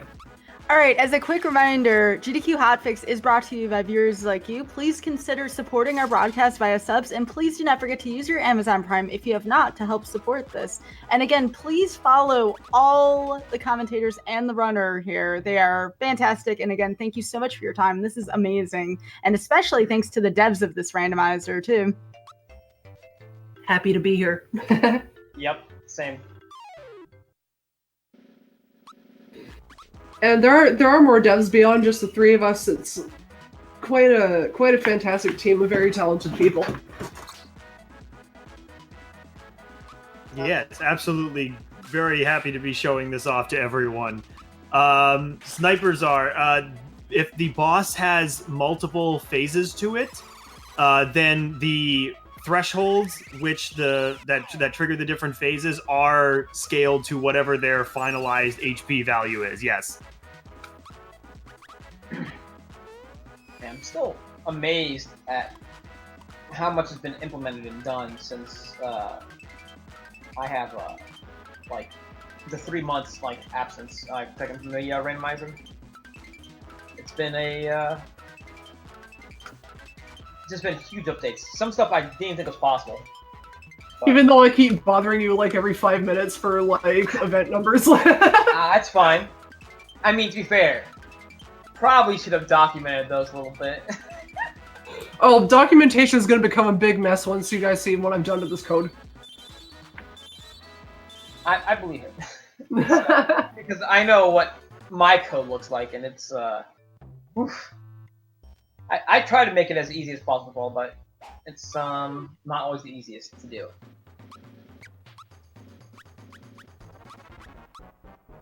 Torsui, the equipment, we haven't shuffled the equipment, so they are used by the normal characters from Vanilla, I believe. But that is an option that you can do. The equipment can all be randomized as to who can equip it. Yeah, like you could get a super suit and like only Bowser can wear it or something. But in this seed, like just kind of remaining within the original logic of the game, I just kind of kept the equips untouched. The only property of a entity that I really shuffled was who can learn what spell. So, I know death in the dojo is a little bit different than deaths elsewhere in the game. What happens if you were to die to any of these in the dojo? Do you not take a proper death here? No, you don't. You just spawn back in the dojo, and the only change is that whatever items you used in that fight, you don't get back, but you're like back to full health and everything, and you can just fight as many times as you want. Also, Blum looks very derpy in this dojo. I just want to say. He looks derpy everywhere. Master Blom is just living his life. I'm honestly not sure why I'm still super jumping. I lost count like a long time ago. I don't really need the 100 reward because I already found the super suit and its pool. Oh, that was just barely enough to kill him. Well, I guess it's a good thing I kept super jumping. Does anyone know if that was 100? I wasn't counting. I guess it's an easy way to find out, huh? Yeah, Pidge just casually answering questions in chat while she super jumps. Yeah.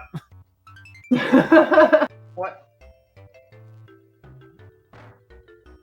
Oh, there we go. It was 100. Nice.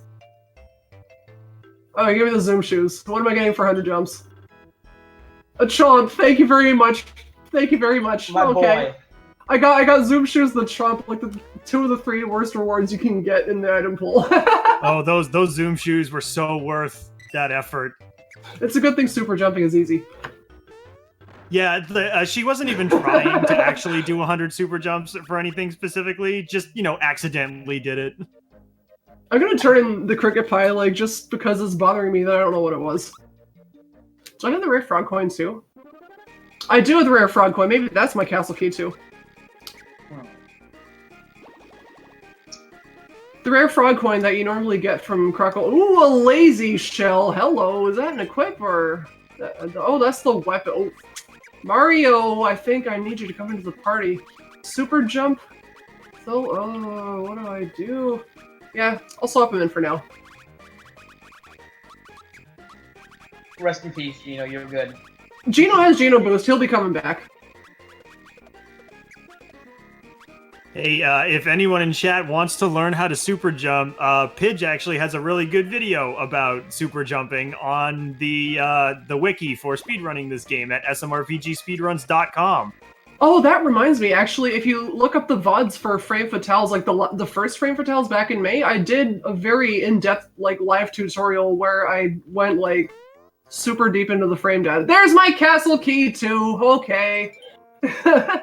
Nice. Yeah, so I've done a couple super jump tutorials. The one on the wiki is pretty good. I made it 3 years ago. The one from Frame Fatales also covers max skip and skill swaps. If you want to learn like some general tech stuff about this game, just look for Frame Fatales Super Mario RPG on YouTube and you'll find it.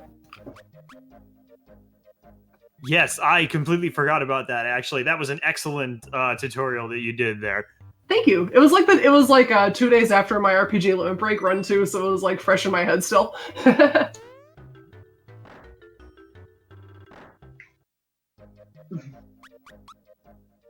All right, let's. This Bean Valley is kind of nice to check because there are 2 possible key items you can get. Sorry, 2 possible star pieces here, as well as a key item check. So it seems like the next nice place to go. At this point, because I have leveled up quite a lot, I can theoretically do any area in the game. I'm just doing this one because it's right here, and because I have a lot of stats. Sorry, because there's a lot of checks here. Maybe one of these days I'll find pick-me-ups. And we do have good quality of life changes, like the shy away will always water the important plant first before it becomes random. Because while it was funny watching someone sit there for 3 minutes as they hoped it would water it, it was not very fun to be the player. Yeah. What I want to do next is make it go to oh, a flower box. I want to make it go to the top pipe next for Great Guys Casino for the warp flag. Oh, that should be pretty easy, I think. Probably. We'll have a look at it. Who is here? Oh, it's Croco 1. Oh, that's right. He's got decent stats, huh? So Mario has the Quartz Charm, which makes him incredibly strong. Okay, well, Peach is doing the least damage right now, so I think it's time to super jump again. Don't worry, I'm not going to do 100. I'm not going to sit here and just do 100 super jumps again. There's no point. Unless for whatever reason this place is really high magic defense, but I don't think it does. Normally, Box Boy, when he's here, is very weak to jump, but the boss that comes here does not inherit its predecessor's weaknesses, just its, like, numerical stats, so attack defense, magic attack, evasion, HP. I think that's it. But it does not inherit weaknesses, resistances, so on and so forth. There we go, that was enough.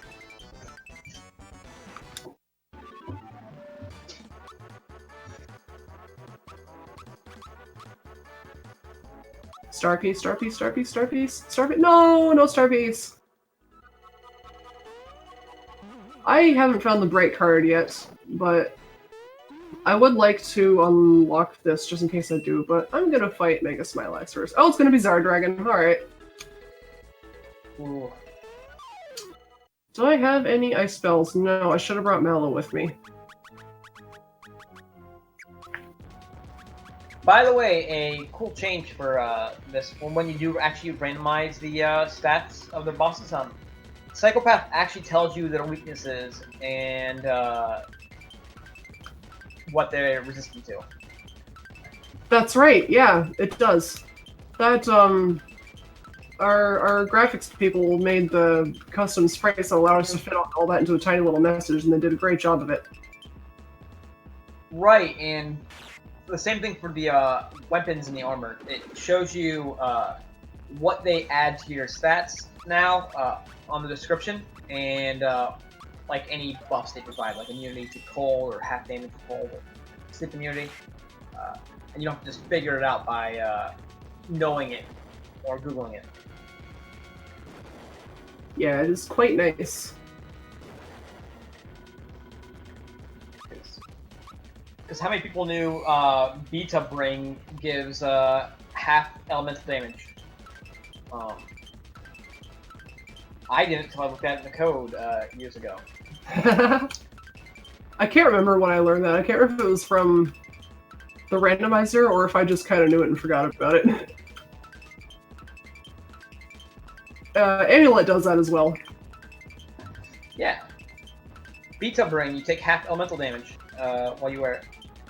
Same for the amulet. Also, Safety Ring, Jinx Belt, Quartz Charm, and one other accessory that I'm forgetting the name of. I'll give you instant death defense. I did not actually know that about Jinx Belt. Attack Scarf. Attack Scarf, Quartz Charm, Jinx Belt, and Safety Ring. I'll give you instant death defense. Which is quite silly. That's a lot of items. Yeah. I think some of the people in chat are learning how bad the vanilla item descriptions in this game are. Some of them just flat out lie to you, like the Safety Ring does that. Oh, do you remember the safety badge that prevents mutant poison attacks? It actually defends against every status effect. Yeah, that too. Yeah. Star piece? Star piece? No. Oh well, at least I got a key item. Break card, break card, break card. A Soprano card. That's also pretty nice though. It's a card. It is. It's just not the card I was looking for. I do not have a break card. I'm trying to think, have I missed any key item checks? I don't believe I have.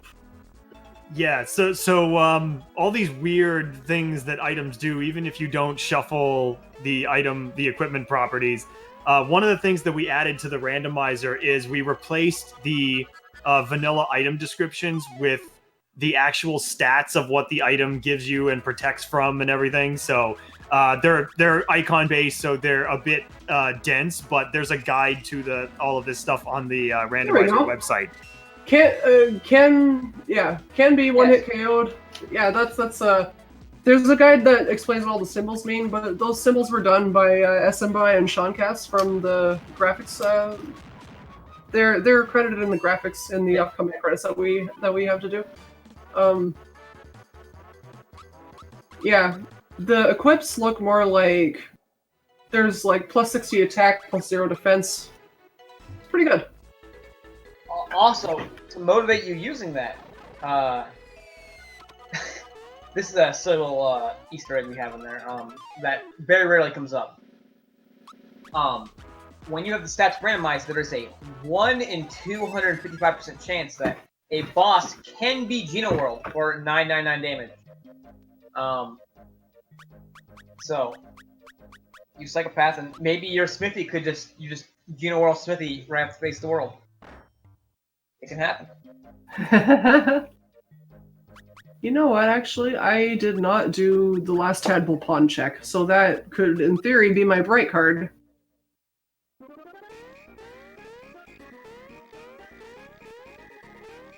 That was, it's kind of like a throwback, because, no matter what, there's always a 1 in 235 chance that you could actually miss, any boss monster.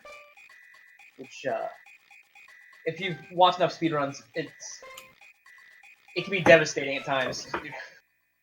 The God Run killed by, you know, a silly 1 in 255 miss. Fertilizer. Well, I could still have an attack scarf waiting for me in Rose Town, so I'm gonna go exchange those. But not before I check what's in the Soprano card juice bar. Yes, Torsi, that's kind of basically one of the key features of the open world version of this randomizer is that the star pieces are all shuffled around between the different bosses, so you need to go and defeat bosses to try to find them all. Does anybody else love the Muku cookie? Best item in the game? Best item in the game. I'm gonna use it at some point, like, just because I can. Did I ever check this? Yeah, I did.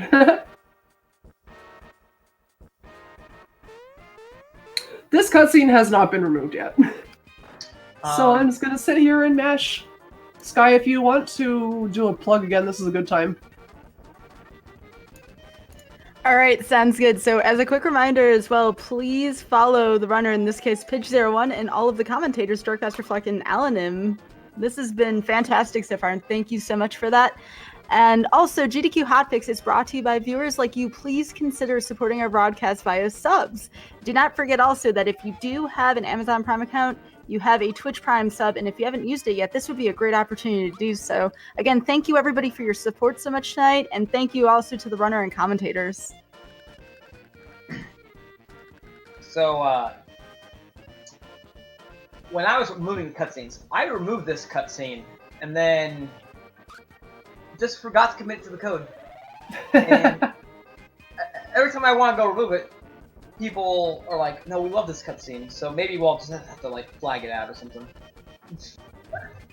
During both my RPG limit breaks runs of this game, I narrated the Gardener text as it was happening, and it's like one of the hardest things I've ever done in my life, I think.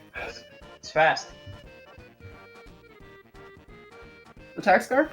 There's my Attack Scarf, and there's my Ghost Medal. Those are actually both pretty good equips. Peach, actually, you know what? You can have the Ghost Medal, why not? No, actually, you can have the Quartz Charm. You can have the Attack Scarf.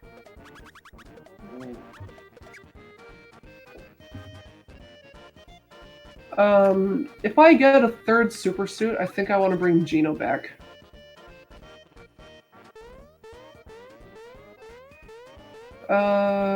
Oh, you know what else I'm gonna do? I'm gonna turn in the wallet, because there's only one in every seed, and I want to see what item he gives me for it. I think he always gives you, like, a top-tier item. And something, most maybe people he don't doesn't. know. This item works a bit weird, so if you have the wallet, and you talk to him, you get an item, after you do Bunt, I believe. But if you go to the Forest Maze and do the Forest Maze and get the frog coin from the dude up in Rose Town, it changes the item he gives you, but only if you didn't get his item already to a flower jar. It's a bit weird.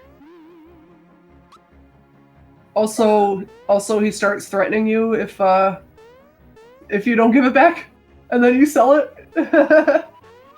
If you don't give it back, he's like, "What's wrong with you?" And then you sell it, and he's like, "Are you sure you won't give it back to me?" And you're like, "Sure." And he's like, "Wait, you don't have it? What the heck? Oh, you're gonna get it! Oh, you're gonna get it!" Dude, these scarecrow statues. Well, from the Scarecrow statues, we know that Belome is the final boss of this area.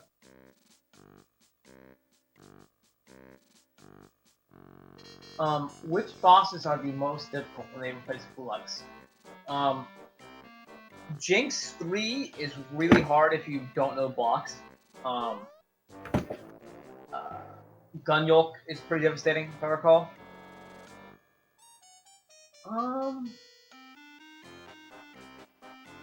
Any of the clerk, factory manager, any of the clerks through director, they're also very devastating, especially director.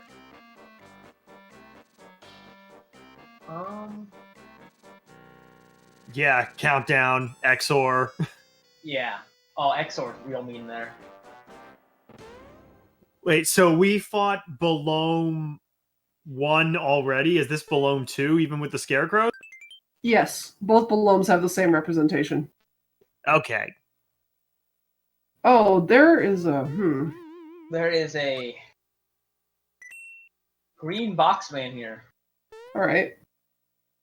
Luckily, he is incredibly weak to jump attacks.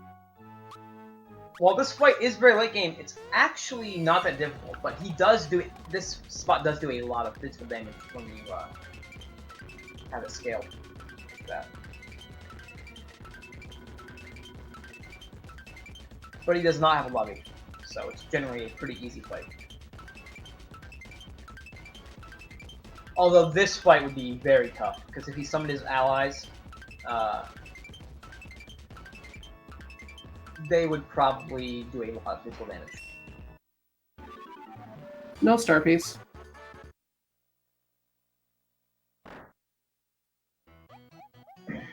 So I've deduced that my break card has to be in here because these are the only key item checks I have not done.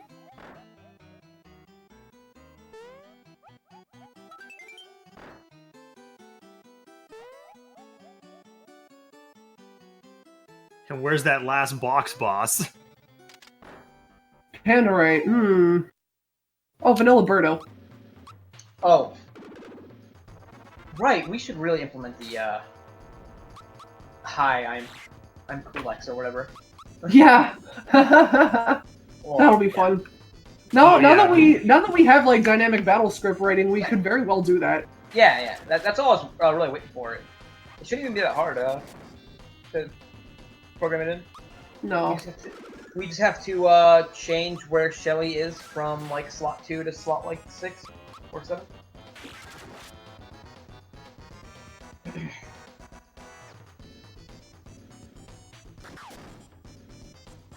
And you can actually just walk past Birdo if you have the key. We had to merge timelines, so you can always go back and fight Birdo even after you finish the castle. You can do that with Dodo as well. That was something that took me a while to get working. Dodo probably took me the longest to get working out of anything, because it was I'm sure you see, it's a very complicated script. There's my break card. So now, the reason that I've kept like wanting to get the break card is because in this randomizer, one of the flags that we have adds a warp to the final boss in Great Guy's Casino, which you cannot enter without the break card. It only works when you have all your star pieces collected, of which I have 4 of 6.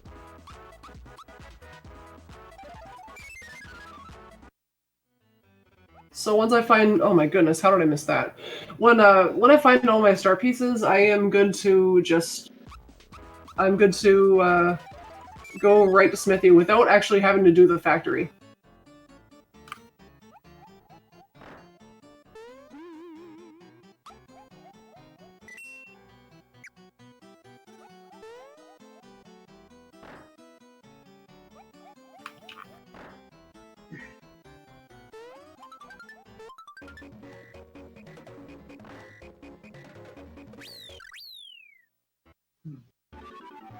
I wonder if we could replace Dodo, but nah, we won't do that, because you can still fight him. Yeah, I was thinking that as well, like replace Dodo with whoever replaces Dodo, but it only replaces one of the 2 Dodo fights. Yeah. However, we could change that. We could change the battle pack that it engages. Yeah. Still on the table. We could do it. Alright, who's that Valentina? We already know it's Balloon because of the statues. Also, with dynamic battle scripts, we can actually make it so that you can randomize what Valentina's sidekick is. I'm just gonna say that that Scarecrow running around, like turning around and getting frustrated with the villagers is one of the most difficult things I have programmed in my entire life. Because every other character in this game was fine. It's just the Scarecrow. The script for Valentina like says face northwest, face southwest, so on and so forth. The Scarecrow does not pay attention to those commands; it just ignores them. So if you put a Scarecrow NPC down and tell it to face northwest, it won't move. So I had to replace it. Instead of face southwest, I put it load your sprite that is always facing southwest. Like load the particular sprite sequence that faces that direction instead of just face that direction, which it does listen to. Except that command is longer than face northwest, and we didn't have enough space in the code to replace every instance of changing a direction with that command. So I had to do some very magical things to make it work. That sounds complicated. Yeah. I'm surprised you didn't just shorten the cutscene a little bit, but you know, that extra mile, it's nice. Well, it's the same thing that I had to do for Marymore, Booster's Tower, like every other place where there's an overworld boss. Like Croco, Bandit's Way was actually the hardest one. Bandit's Way was tough, yeah. Bandit's Way, there are some hex commands that Lazy Shell actually doesn't translate, so it doesn't really tell you what they do. I had to modify one of those and do some trial and error to see what it actually did to get Bandit's Way to fully work with Boss Shuffle. Yeah, I know you're talking about the, where it's just a hex. It's a bit complicated. Yeah, it's just a hex sequence. I had a couple of them recorded down. Oh, do you? Oh, okay. I actually found one in the animations recently that sets what part of the battlefield you load at, and that's like incredibly useful to have. Like how there's fade in the black, there's fade Mario out, fade Mario in, fade the background out, etc. That are like that. I see. And these villagers, they just want to get out of here and eat. Yeah. They were my final key item. And he only gives me a ribbon stick! They ate everything else, dude. Actually, you know what? The ribbon stick might be kind of nice for this guy.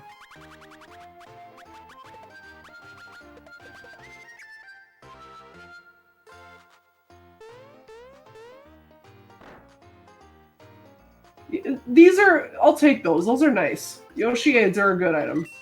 They are an incredible item. It is a Geno boost in a can. I don't think, no, I'm gonna keep the sheep attack just in case. I don't think I need as many of those. Yeah, that's fine. I'll keep it like that.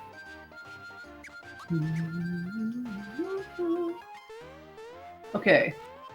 Where am I going next? I suppose the only places left where I can find star pieces are Barrel Volcano and Bowser's Keep, so I'm gonna go there.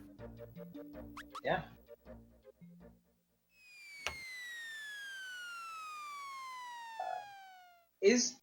Can Kulex have a star piece in this seed? No. Okay. Well, like, Kulex's Monster of Town Lair can't, but it would have been funny if he had one in Kiro Sewers, because that was troll. My super suit user died from, like, one hit.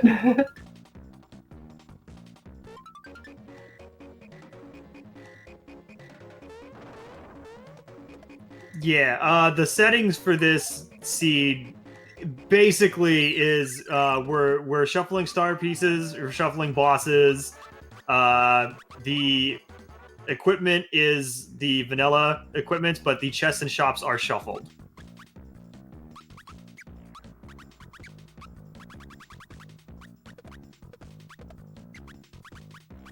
I'm bringing Geno back because we haven't found Exor yet, and he just learned Geno Whirl. Taking your bets, I see.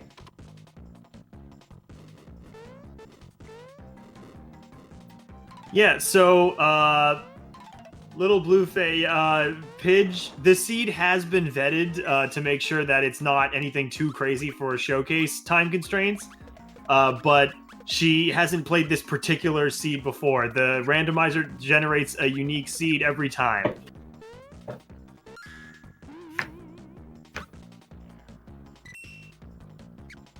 Oh, whoops, I forgot that guy was there.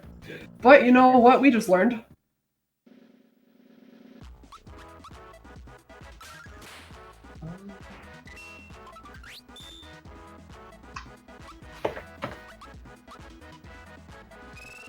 Oh, see what I missed with Volcano.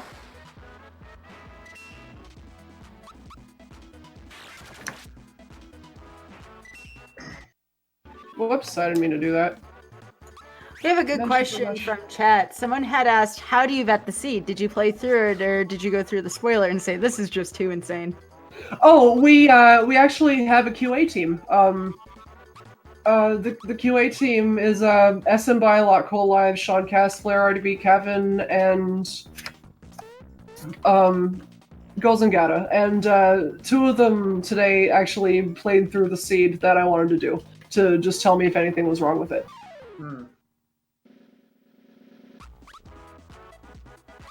Because this isn't all worked out yet, but it's most of the way there. Yes, indeed. Thank you to the Q&A team. Yeah. They've been a big help to testing all these new features. They have, like, I put out 36 test ROMs that contain every combination of boss plus location, and they just, like, blasted through them pretty fast and found so many things that I had missed. And they're just, it's really nice that we have them because they're just really, really good at what they do. Oh my gosh, come on. This room is quite annoying. Yeah, these Spinies being very uncooperative today.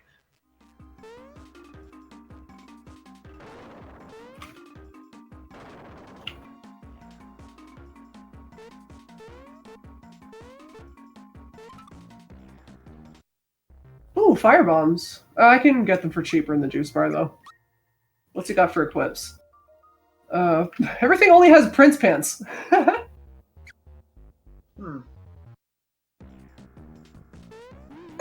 So, you still haven't found picking ups yet, right?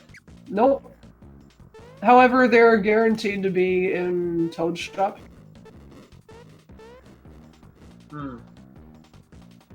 Oh, it's a good thing I kept the sheep attack. But in order to get Toad's shop, you actually have to go through the Factory? Yeah, that's factory, true. the legit way, yeah. Yo, what a cool cutscene you have there. Yeah, that was awesome, Pidge. I'm just doing this for swag. There are much faster ways to kill the hammers, but I want to do it this way.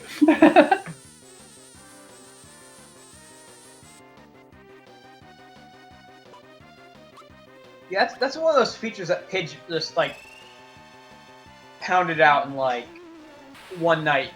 Just... And then just releases on Twitter, and I'm like, how? One very sleepless night.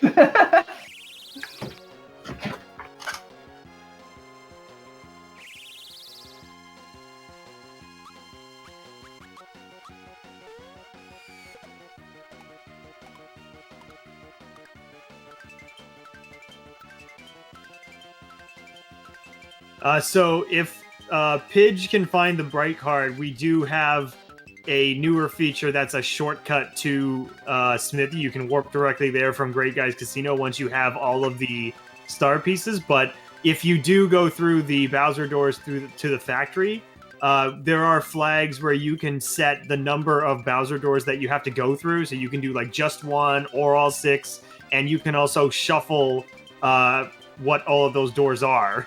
So all of the different rooms will be mixed together, which was another feat of programming that Pidge did.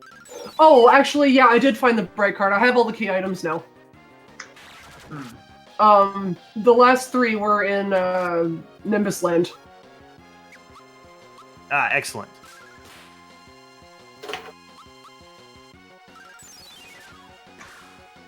What I don't have, however, is all my star pieces.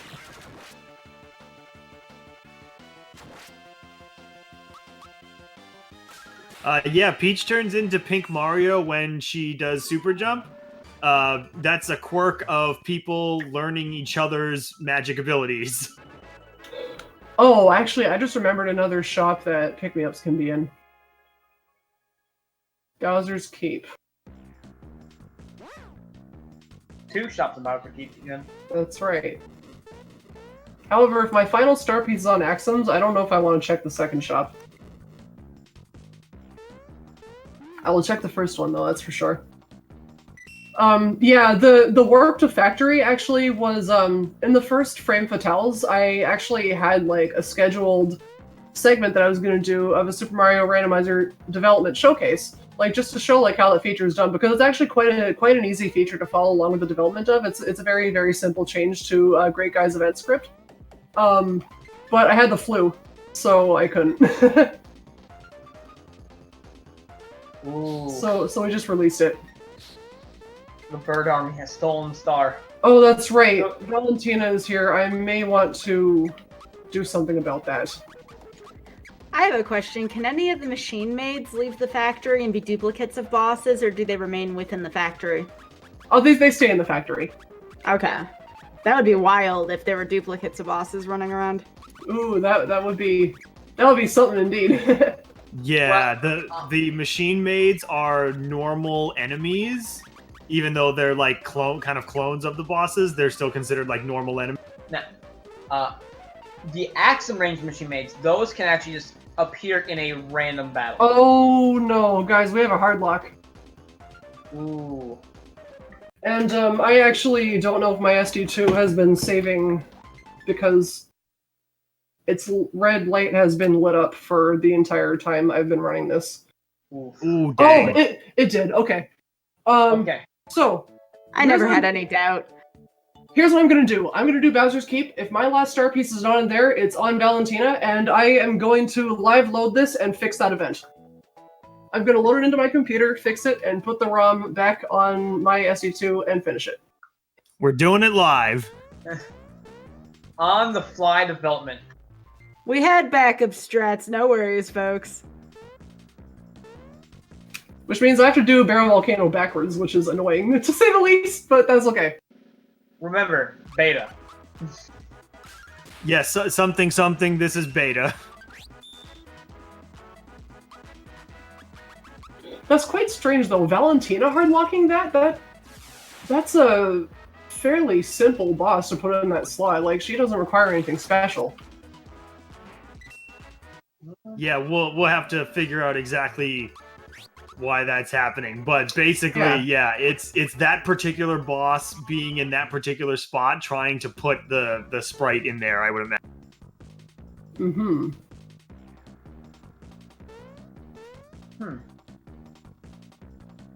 Could do that.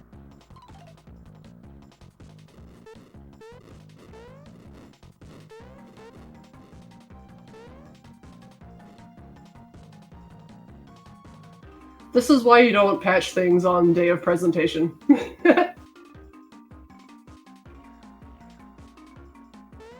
Well, yeah, it also just depends, like, if all the combinations of all the bosses at all the spots, you know, maybe nobody actually hit that particular one. Yeah, that was, most likely what happened. But now we get to check out Bowser's Keep.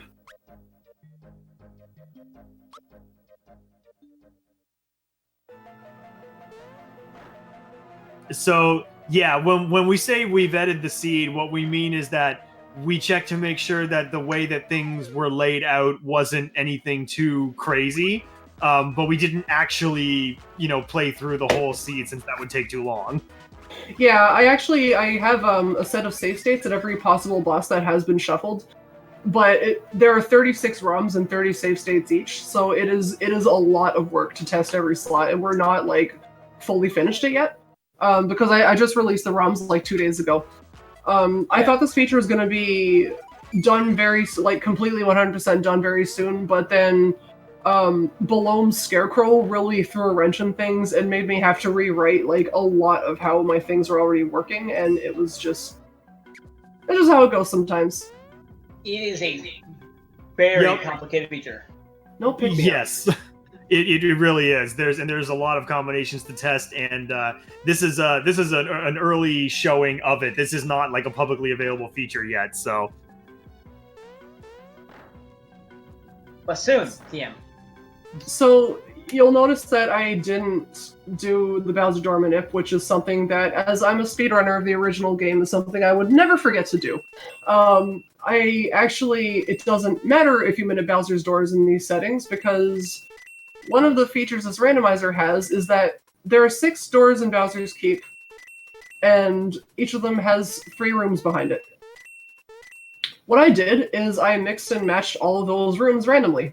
There is a flag, the DS flag, that does that. It's so here I go from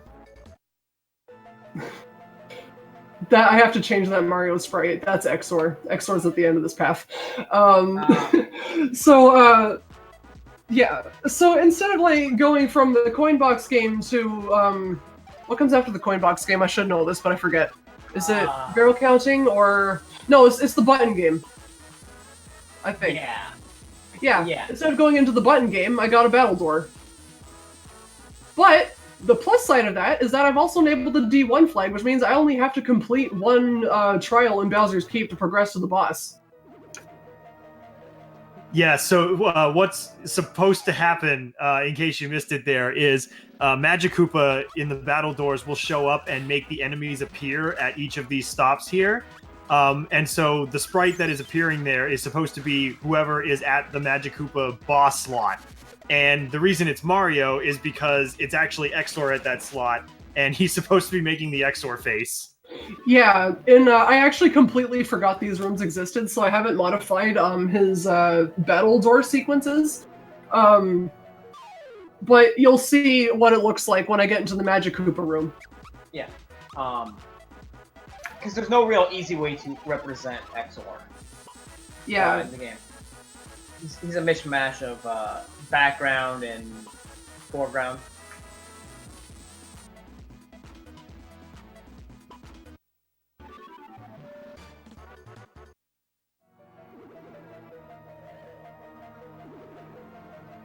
And I'm having a lot of fun using the sheep attack here. This actually is like not the strat we use in the most of the stuff speedrun, but it's fun, so I'm doing it in the randomizer. If it works, it works. Yeah. We use Genoblast in oh geez, another battle door. Well, that's unlucky. We use Genoblast in the speedrun.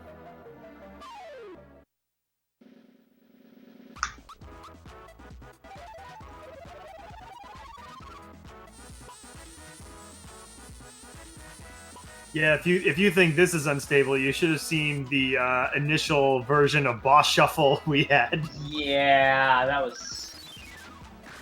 Just shuffling the boss encounters around, you know, the first time we tried that and had people start testing it, it was like, oh, there's actually a lot of stuff that breaks.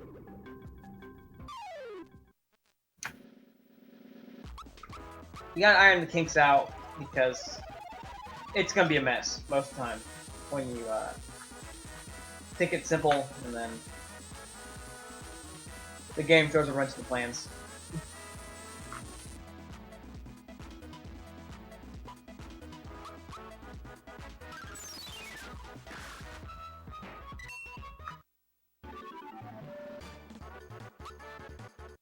Yeah, it's too bad we got both of the battle doors in here, since they take the longest out of any of the door types. But it gives you a good demonstration of how the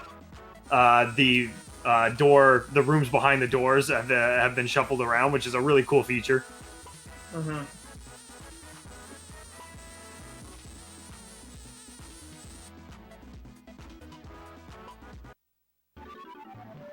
And again, she has a such that she only has to do one, which, because some people don't really like the amount of time Bowser took, they can shorten it down to however long, or they can even make it longer, for their own playstyle.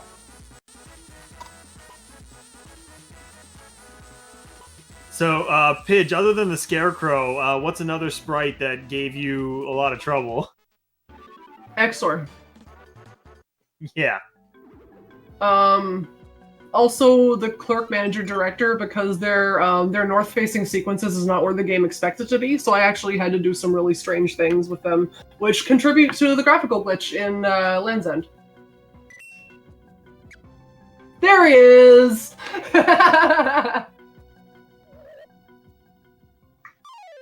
Ooh.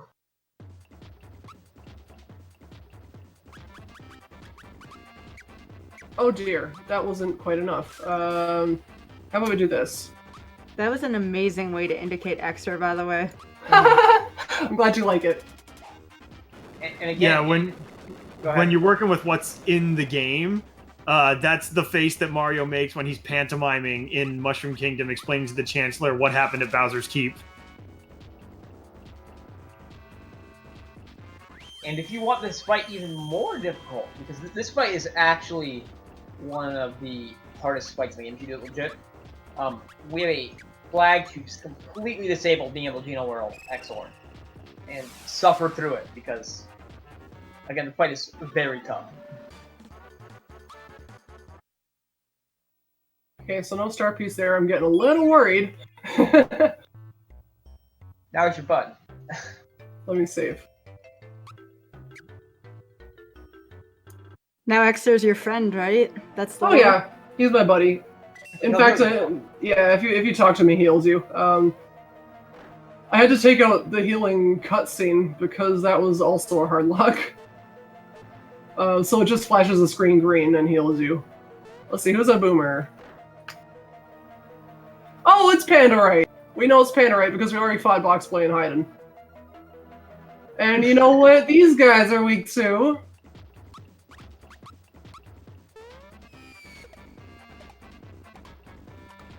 Yeah, Geno World XOR. Which is good because Neo Squid was about to kill me. It one-shotted Peach with Aurora Flash and put Geno to sleep. Sorry, put Bowser to sleep. Geno is fine.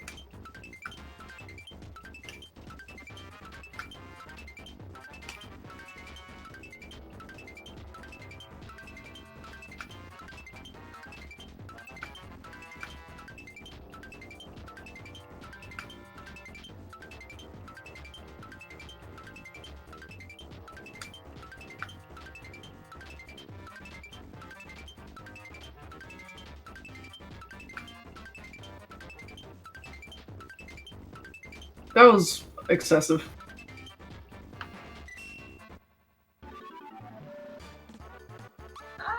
A little bit, just a little bit. I think he's got about 2K, right? Or is it? Or does he have 2.7? He's got 2,000. And it's Jinx 2 on top. So if this doesn't have a star piece, we have a problem. So Alan, what do you think I could do? Do you think that I could just like have an event somewhere in Barrel Volcano, just like jump directly to the address where the fight starts? Yes. That's a good fix. Yeah. That could work. For the sake of the stream, we can make it work. I mean, programming is, part of the process, so it might be good if we get a chance to see how to fix stuff like that. Sure, why the heck not?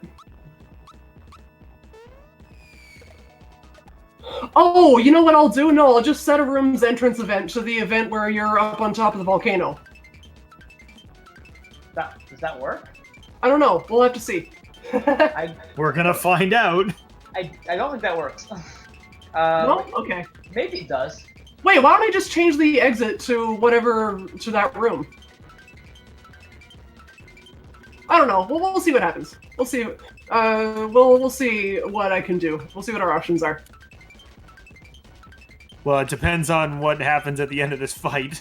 Yeah, this is how most of my discussions with Alan go, by the way. It's, following either one of our trains of thoughts is quite difficult. Following both of them at the same time is basically impossible.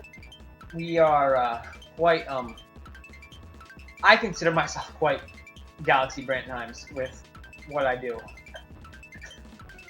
Yeah, past Alanim is the hero we don't deserve. Let's see what this does. That did like nothing.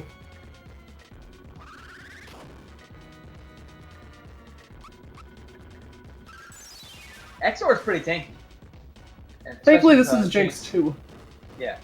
Yeah, Jinx 2 is whatever. Oh, this is an ordeal. Yeah, XOR does have a decent amount of HP, though. Yeah. We have a problem. Ooh. Alright, well, it wasn't there. So, let's see what we can do. I like how that leads to the end of Bowser's Keep. That's good. Wait, did I do every boss? Are there any other places I can check? I don't think there are.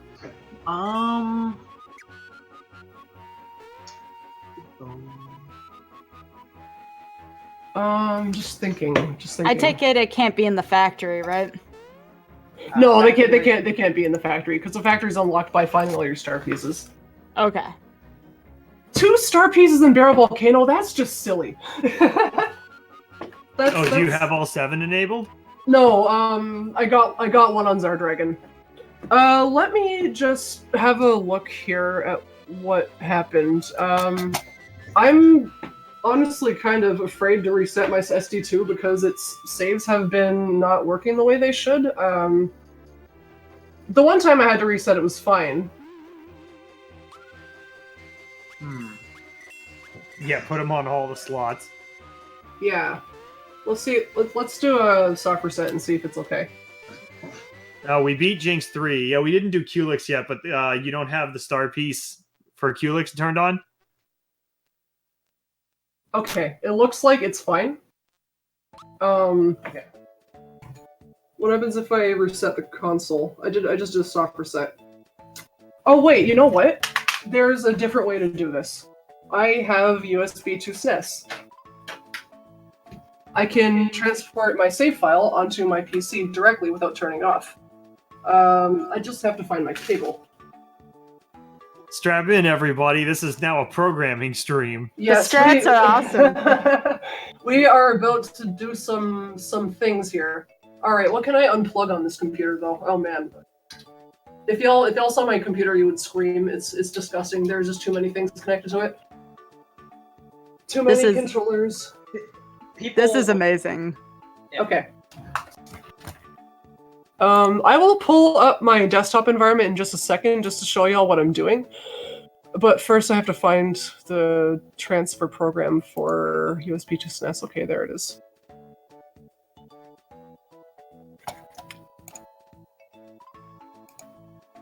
See, we already got a sub for live programming. There you go, Pidge. Thank you. Okay.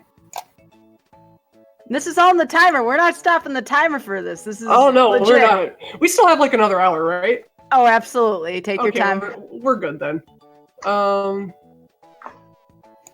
Okay, there's my save. There's my save RAM. What the heck folder is it trying to put this into? You tell us. I can't honestly tell from this interface. I'm gonna load up my other hard drive. Oh, I guess I can't. Yeah, it's not letting me. That's silly, but okay, I'll work with it. Remember, when you're speedrunning rando, sometimes you gotta pull out the assembly book. You gotta improvise. Okay.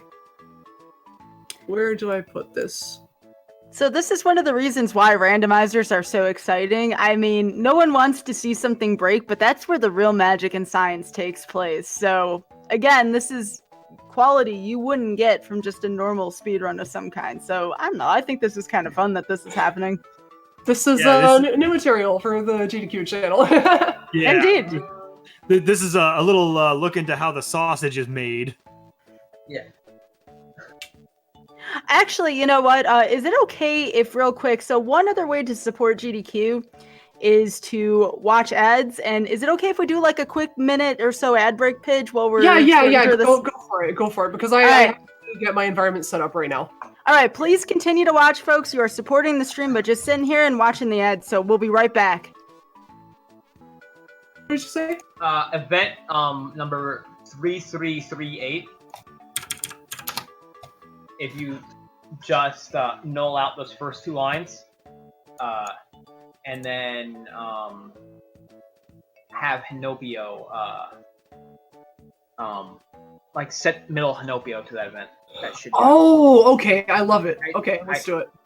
I think that should do it. Just trampoline. Trampolines are weird. Yeah. Let me add. I will stream myself doing this. All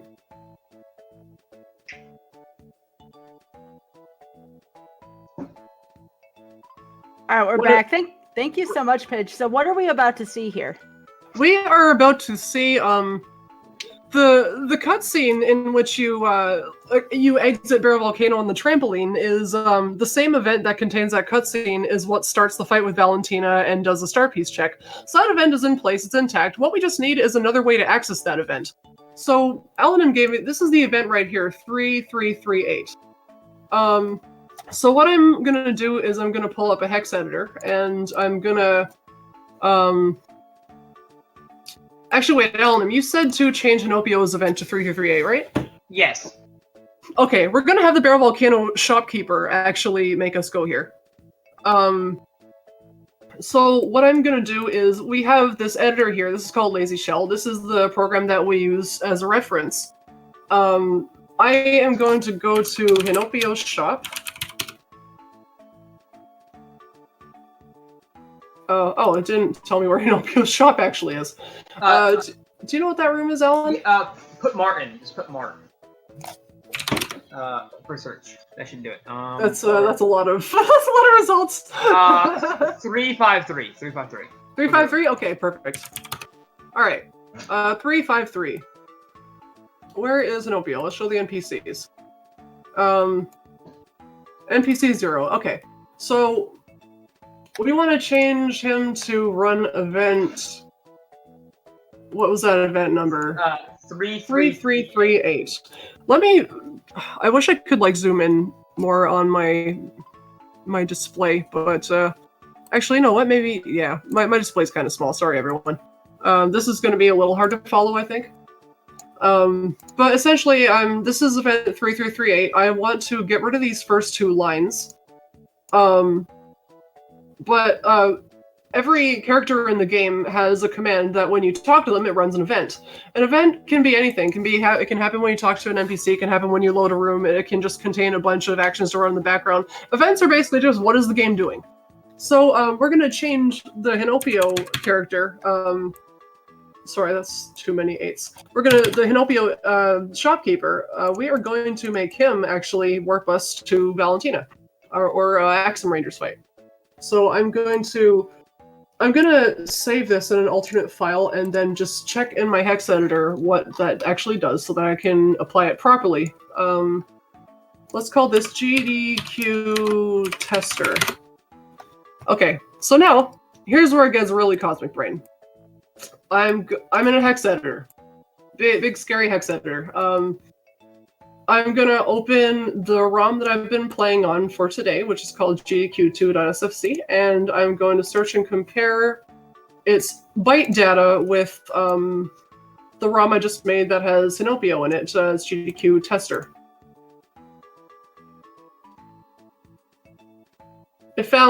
Okay. So it found a couple differences. These first 3 up here, we can just ignore because they're related to the checksum. But this down here, this is what we want. So this address here is where you set the value of the event that you want Hinopio to load. So because we found from editing in Lazy Shell that it's 0A1D, I'm going to change that in our original ROM to 0A1D. But that's not all. I have to get rid of these first 2 lines here just to make sure that the room loads properly. But luckily, with the event editor, you don't have to do a bunch of save and quits with Lazy Shell. It straight up tells you where in the code, where in the hex code this event is happening. So I'm looking for 2044F6. and that is 3. Lazy shell also shows like at the bottom how long this command is in bytes. So that's 3 bytes and 4 bytes. So 7 bytes total that I have to zero out. Let's just make sure that's right. Next one is, oh, okay. No, I did not do it right. 4. Oh, I'm at the wrong address. I always get 4 and F mixed up when I'm doing hex. 2044 F6, not FF6. I love FF6 as a game, but it's not the address I want to go to right now. I do that too. I'm glad I'm not. Anyone in chat who's a programmer, let us know if you do that too. Or even if you're not a programmer. Do that too. Hobbyist. Okay. So I'm gonna save as GDQ2 backup.sfc, and I'm just gonna switch those two around. So here's my folder of all my test ROMs. It's a mess, as you would expect. This is my old file, and this is my new GDQ2.sfc. So this, oh, it's open in the hex editor. That's right. Let's minimize that, try again. And yeah, let's try that and see if it will work. First, just to make sure the event loaded correctly, I'm going to try loading it in Lazy Shell. If Lazy Shell throws an error, that means your events are written wrong, usually. Let's just double check, make sure everything happened fine. So let's open up our level editor again and check out the NPC here. Okay, so there's Sinopio, and it's telling me he's loading 3338, which is right. And if I open it, it loads properly, it doesn't crash, which means it's probably fine. I'm gonna put it back onto my SD. And hopefully it works. We shall see. I love the fact that the name of the program is Lazy Shell, I just want to say. Yeah. Oh, the USB to SNES program crashed. That's wonderful. It does that sometimes. Welcome to ROM hacking, everyone. Yeah. We are very lucky that we have this tool with Lazy Shell because it translates all the hex code into plain English. So all the people that like did the Lazy Shell program, absolutely awesome work. Like this program is old too. Like this knowledge has been around for a long time. Yeah. Shout out to Omega and Giangolo. I don't know how to really pronounce that. For making the program, and then everyone else who helped, test it back in the day. Which, as I just found out recently, was also Yaki Bum. Okay, so since I am 100% positive that my SRM is fine because I loaded an emulator, I'm going to restart my game and.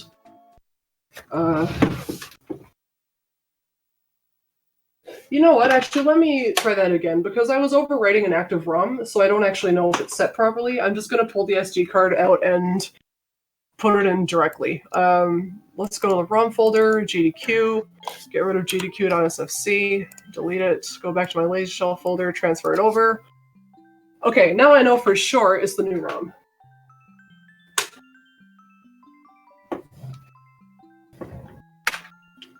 Pidge, again, shout outs to you for doing this. This is awesome to watch. And again, this is part of the process of, especially for a randomizer that's not fully in its final state yet. You know, the good thing about this is that it shows that no matter what happens in a speedrun that I'm doing live, I can probably figure out how to fix it. No matter what goes wrong.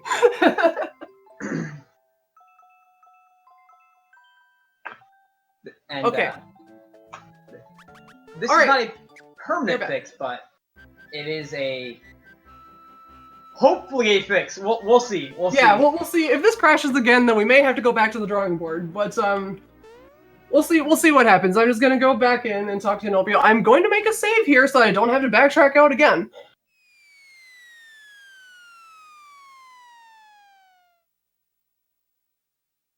This is like the logical conclusion of knowing your backup strats. Like, there's knowing your backup strats in a run, and then there's modifying a game so you can finish it.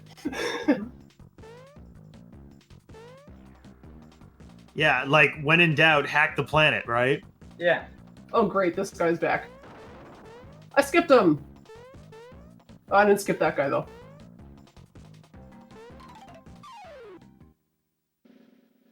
So I've been like really anxious for like the last week that something like that would happen, and it did happen. But you know, that's why I tried to prepare for it, and that's why Ellen, my ROM hacking teacher, is here helping me out with it.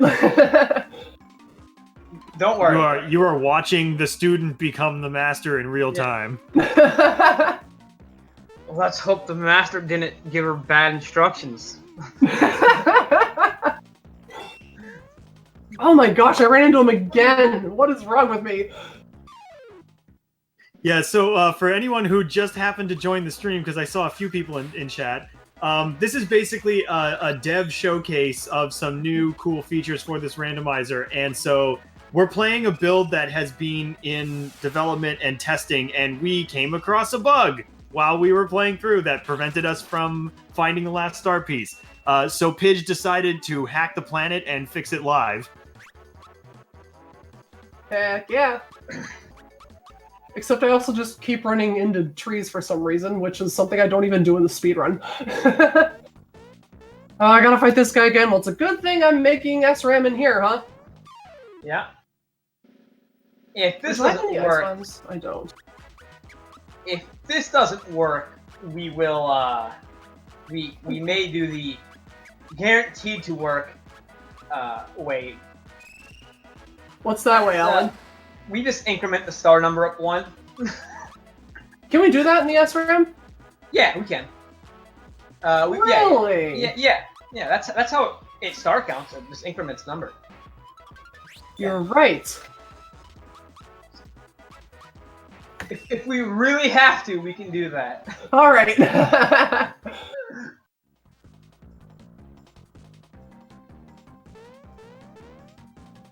Educational speedrunning. All right, the moment of truth is coming. Actually, you know what? I'm gonna make my save. You should save first. Yeah, I already did, but I'm gonna make like a closer save. I'm gonna make it here. Yeah.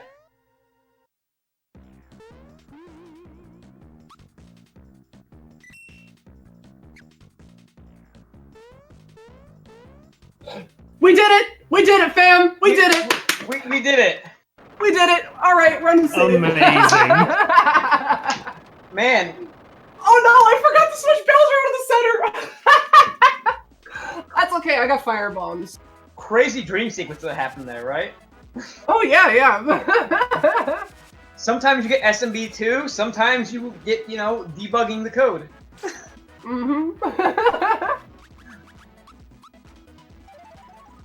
All right, so if you imagine that you chase Dodo, or the little bird soldier up the volcano, that's what will happen when this is finally released.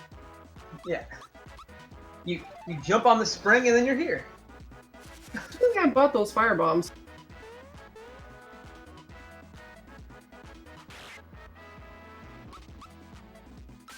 You know, in hindsight, we could have just turned Hinopio into a trampoline.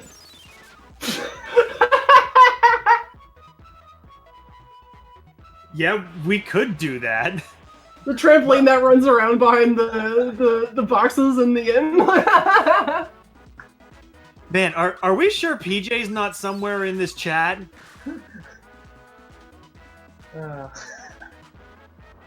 We needed at least one instance of that's never happened before, and that's a pretty significant instance of that. Yeah, this is a pretty big demonstration of that's never happened before. This is like taking the meme a little too far, I think.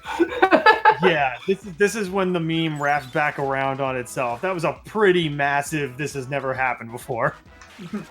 It's also funny because I'm pretty sure we all in the QA tested that slot, and I must have screwed something up in my development like that I did today. So I'm really confused as to why it crashed, because like Valentina is not a really difficult boss logically to place in any part of the world. She has a 32x32 sprite. So it's quite strange. I will have to look at it at some point. Alright, so I've changed the category to debug, fix, and beat the game. Beautiful. Well, what's the old saying? So, Smarmadon, what you missed was the transition from going up to the top of the volcano to fight the Axum Rangers, which has Valentina in this seed. caused a hard lock since this feature is still in testing. So Pidge live fixed it on the air. And there's our last star piece. Okay, let's have a look at my party. Fleck, where were Crystalline and Power Blast? Oh God. Tadpole, Frog Coin Emporium. Okay, excellent. Thank you. I'm gonna buy some, and then I'm gonna fight Smithy with my fancy shiny bright card. You know the classic saying, 99 bugs in the code. Patch one out, 138 bugs in the code. Oh yeah. That is how that song goes. Minus 128 bugs in the code. So the Frog Coin Emporium has Crystalline. I don't know if it has Power Blast. Power Blast is in the juice bar. Okay. Oh, I also have Yoshi. That's nice. I don't need Slippy Bomb. Yeah. Considering the nature of the credits, where did you want to call time with this? Time even like without the credits bug, we usually call time at final Smithy hit. Okay, that's what I thought. In the randomizer, not in the speedrun. In speedrun, it's end of credits. Okay, can I sell anything else? No, I want those Mugu cookies. I don't need the sheep attack for Smithy. Okay, yeah, let's buy some... Oh, I need more frog coin! Oh, no! So, ooh, that's an issue. Something we realized not even too long ago is that Muku cookies apparently actually cure all status ailments. Almost no one knew that. I have a bracer, right? No, I sold it. Dang it! I didn't know where bracers were if they were anywhere. You know what? That's okay. We will make do with that. Let me just get my party formation order. I want Peach to have the ghost medal. Actually, wait, why does she not have the quartz charm? Gino has it. Okay. Okay, now I don't really need a defense boost. We don't need the crystalline now. You could have just added a few frog coins while you're in the code. I don't think anyone would have noticed. See, that would be the smart thing to do. Wow, Pidge. Pinocchio sent you to Valentina. Now you have 9,000 frog coins. What are you talking? No, I didn't turn on debug mode. Why would you say that? Why do you suddenly have 3 super suits, and why do they all have 255 stats?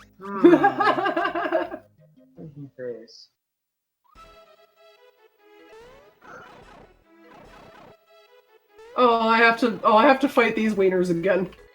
All right, well then.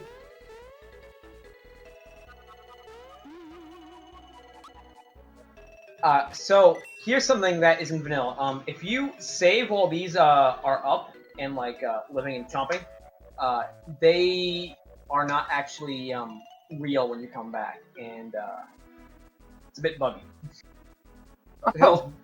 Yeah, so they'll just be chomping away, and you can jump on, but they don't start fighting anything. And even if you waters them, they're still not. Oh wait a sec! I don't need to be here. I unlocked Great Guys Casino.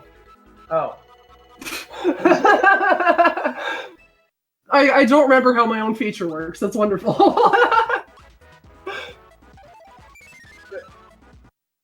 I was gonna say something, but what fun would that be? I don't actually need to be here right now. There was a confusing portion. You went to Dev Brain. You never go to Dev Brain. Yeah. Now here's a room I have not edited in a while, so let's go fight Smithy. What level am I actually? I didn't check. Oh well, let's YOLO it. Like 14 or 15, I think.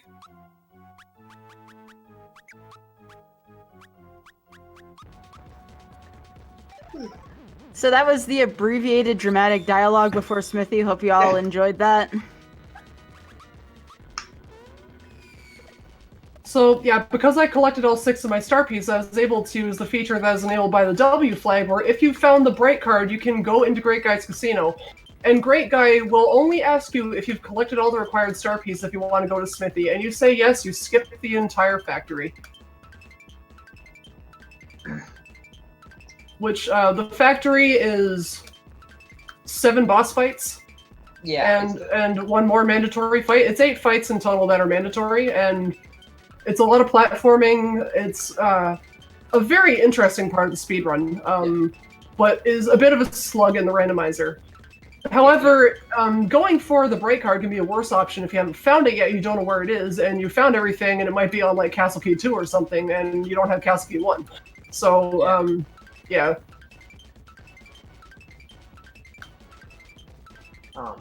And especially if it could be, in the future, randomized, I think, can it already be randomized anywhere? Yeah, you can randomize it through chests and stuff as well. And some of the stuff is hard to get to. Or very out of the way. Yeah, you can do that right now, actually, if you want to have a real scavenger hunt on your hands. And I think you could even randomize the break card to be in the factory. Oh, that's entirely possible, actually. It could be in the last chest in the factory and you saved yourself no time. Or probably no time in the long run, honestly, if you were to go back at that point.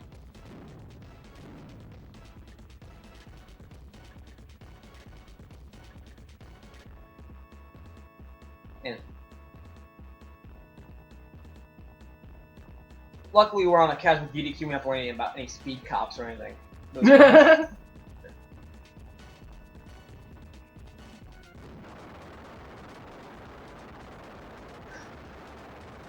So the factory warp is an option that we added since that was actually something that was requested by people in the community, since the factory is kind of just a big boss rush for the most part.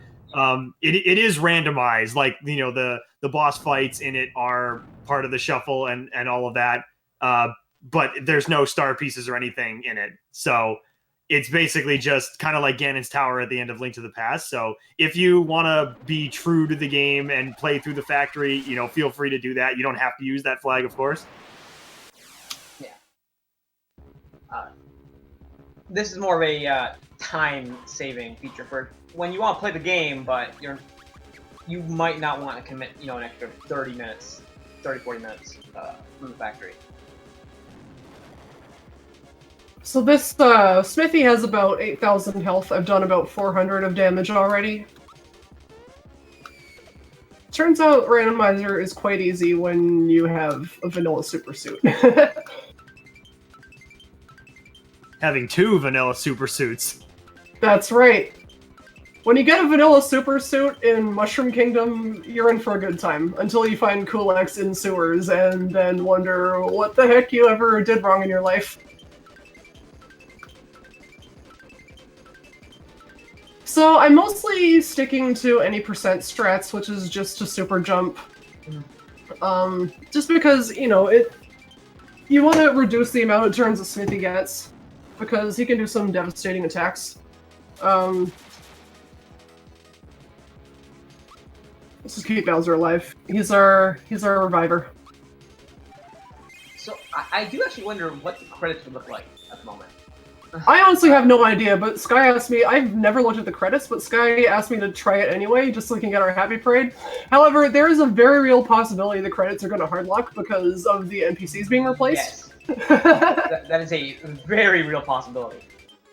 Yeah, I was going to say the credits are, like, were updated and work. It's just, yeah, with all of the sprite changes for the boss stuff, that's, It's not the parade that's the issue, it's the pre-parade where they show, like, all the cutscenes and stuff. That's gonna be the issue.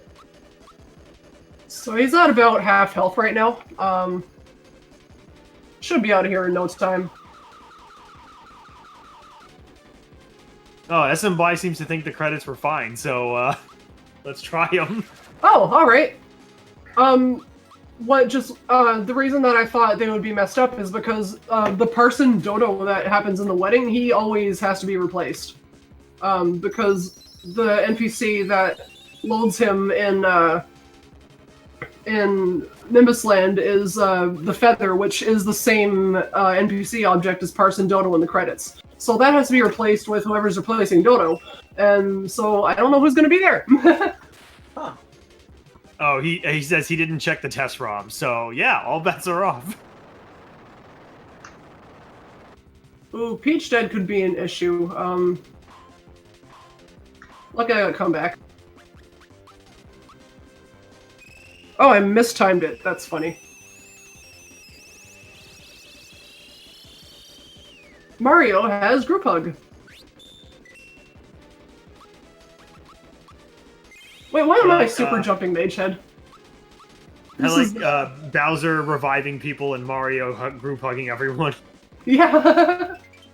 I'm not entirely sure why I'm super jumping Mage Head. I think I just want to show off. Okay, that's enough of that. Isn't he immune? No, he's not. Oh, he's not. Okay.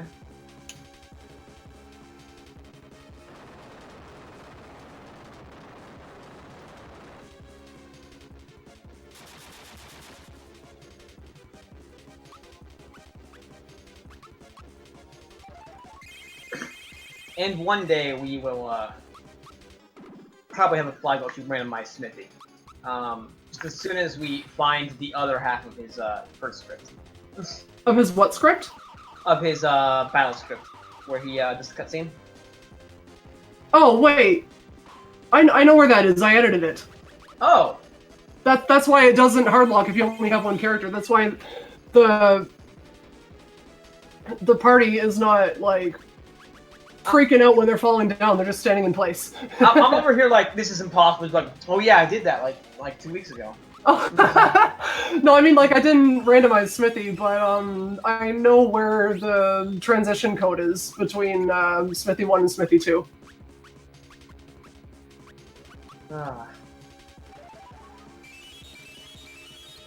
I learned a lot from you, Alan. I see that. Do I have any more bombs? I have Fright Bomb. Oh, there's Shredder. How many Yoshi-aids do I have? I only have 2. Let's put it on these 2. Oh, Gunther, Kulik at Hammer Brothers is already possible. It is. It's not actually that bad. He's only got 100 health. Oh, I have 3 Yoshi-aids. Okay. The student has surpassed the teacher in some ways. Not always, though. Not always. Not always just yet, but she's working on it. But the good thing is that we can share knowledge about this now. Yeah.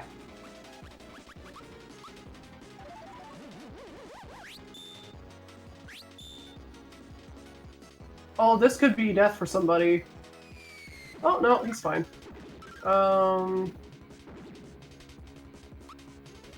Oh, there it is! That's time! Nice. GG. GG. GG. Thanks, everybody!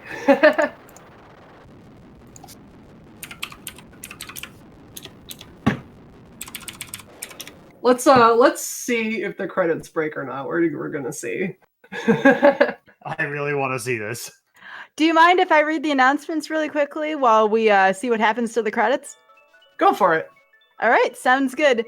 So again, as a final reminder of this for tonight, GDQ Hotfix is brought to you by viewers like you. Please consider supporting our broadcast via subs. Do not forget to use your Amazon Prime sub if you have not already.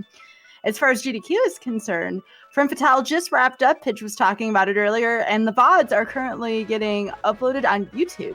Disability Month is in October, ! Disability Month for more information. Tomorrow we have a tree fort at 3 p.m. The community spotlight is on Monday at 8 p.m. The game selected by Twitter poll was Sly Cooper. The sprint on Tuesday is at 8 p.m. We have Cuso Grande on Wednesday at 7 p.m. There's only a few matches left in this tournament. Tune in to see some of the best runners race bad games. GDQ submissions and volunteer applications are up right now. Deadline is September 2nd. Please read the updated submission guide. If you have not yet, gamesdonequick.com/profile for more information. And if you enjoyed tonight, we have a new show coming in October, Random Number Generation. I'm going to be the host of those shows.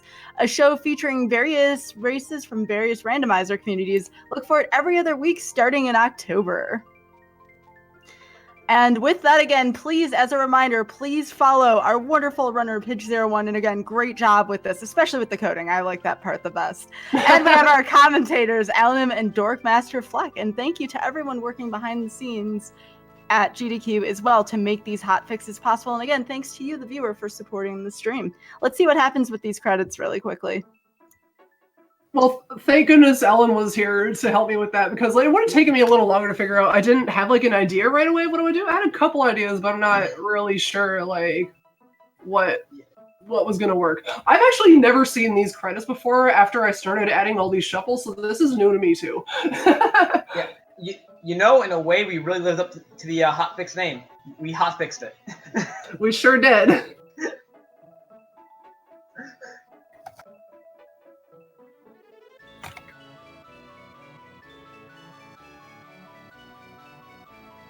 Also, too, if you want to plug anything from the community as well, now would be a good time to do it. If you have a Discord, if there's any special websites people can go to access parts or knowledge about this randomizer, please feel free to give those out. Oh yes, absolutely. In fact, if you want to play this randomizer, not all the features that I showed here tonight are live just yet, but they will be soon. You can go to randomizer.smrpgspeedruns.com, and that's where the current production version of the randomizer is held. On that site, actually, you can find a link to our Discord server, and in the Discord server, you can assign yourself a role that gets pings when the randomizer gets updated. So when all this stuff is live, if you go to that site and join the Discord, you will get a notification when it's ready to play in production. Yeah.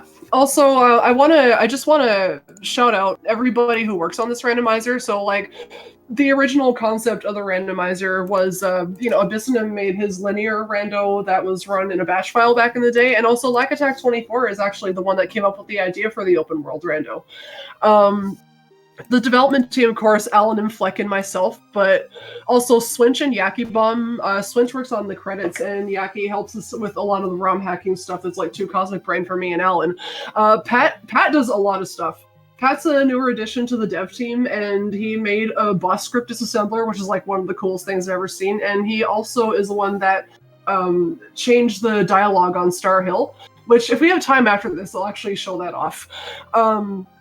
Snesh Chalmers helps me with some things. There's a certain flag that we have where the fake mushroom that you can buy normally from the triplets gets it grants you a random status effect instead of turning into a mushroom, and it has a 1 in 8 chance of granting you invincibility. He helped me with that, and he also helped me with the palette swap code. Amazing Ampharos is a developer of the Ocarina of Time randomizer, but he also has contributed to this. He made some very interesting and awesome new logic for the equip stat shuffle, which I didn't use that flag tonight, but a lot of runners like it, and he has made some very good improvements to that. And AT Bigelow is working on our website of things, so the interface that you use when you go to actually generate a seed of this. Oh, look, Crocco's getting married to a scarecrow. That's wonderful. And Haydn is officiating. That's great. So, those are our developers, and our graphics team, Deviling, Airshawn, Mayo Mike, SM By, Aaron Dobb, Egg Talk, myself, and Sean Cass. We worked on the sprites that you see in Psychopath, as well as when you're hovering over and equip stats, and also they have done all the palette swaps, which is another flag that I didn't do tonight, but there are a lot of really fun palette swaps. A lot of them are references to other games. Like, you can turn on palette swap and you look at Peach and she's colored like Emeralda from Xenogears. Like that, you might find something really, really fun. And also sometimes it changes their names to the character they're supposed to look like. So give it a few rolls and see what you end up with. The QA team, Cabin856, SM By, Sean, Latko Live, Gozen, Gata, and Flare.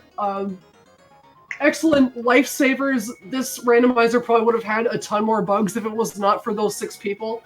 They have been immensely helpful in testing the boss overworld feature, because it is it looks like it's just as simple swapping some sprites around. It is actually like a massive, massive, massive undertaking and a big, huge mess of things you have to consider with what sprites are going where. So there's about I'm gonna pull up my calculator for a second. 36 times 30. There. Oh, this doesn't work when you have hex mode turned on. But whatever 36 times 30 is, that is how many boss tests need to be done. And because of them, we were able to like get a lot of it done before this showcase. And of course, Dark Kefka, Doomsday, Jean Gurgalo, Omega, as well as Yaki Bomb again, have all kind of paved the way for SMRPG ROM hacking and worked on things like Armageddon and other amazing ROM hacks that have really kind of like lent their knowledge to us for producing this.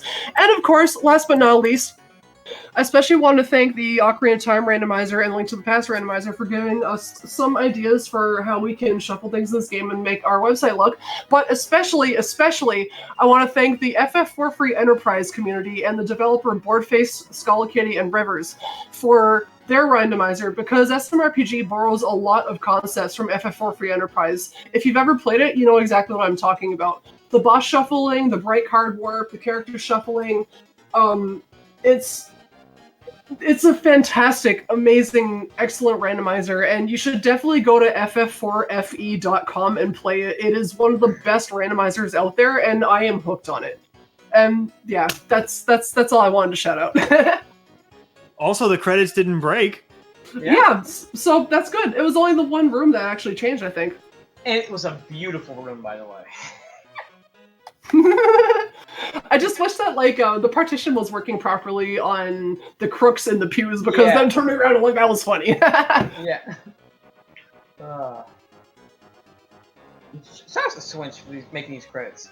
He went through a lot of stuff to get these to work.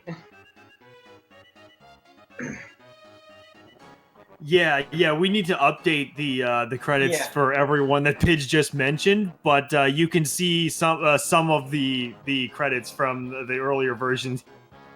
Swinch is actually working on updating the credits, so that'll be done, he said, in about a month, I think. So it is coming. Everyone that I just named is going to be listed in the credits. I named them all because they're not in the credits, and I wanted everyone's name who worked on this randomizer to be properly credited for their awesome work. Yeah. So how long will these credits have to be to make sure we fit everyone, plus the original team of the vanilla game in? Oh, not very, because Swinch actually condensed the original credits and put several people on one screen at a time. So, and we have plenty of space, especially if we rework like the last like 4 or 5 screens. Like right now, it's kind of just filled with a meme that is was not meant to be here this long. But, you know, stuff happens.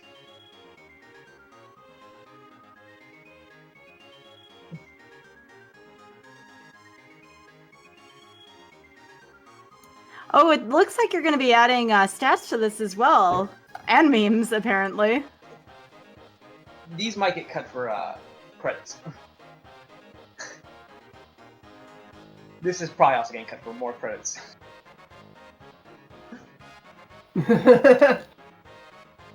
Cast Alanim is a hero we don't deserve. Yeah. I have legitimately had features already, like, I'm just working a code, I'm like, okay, I need to implement this feature. And I look at the code, and the code is already there. I somehow programmed it in the past that I didn't know I needed to do. And just plugged it in. It was great. Well, we're ready this far. Let's see the very famous The End here. We can thank Lack Attack for this meme.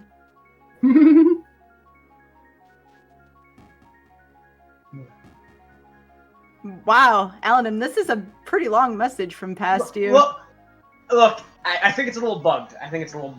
Yeah, I don't think Swinch meant to leave it there that long. Yeah. Really? People comment on this a lot. My name is on here a lot. Past Alanim really needs to tell current Alanim, and especially future Alanim, not to try it. Well, we need an addendum here where it actually does say message from future Alanim, and then... Message from future Alanim, oops.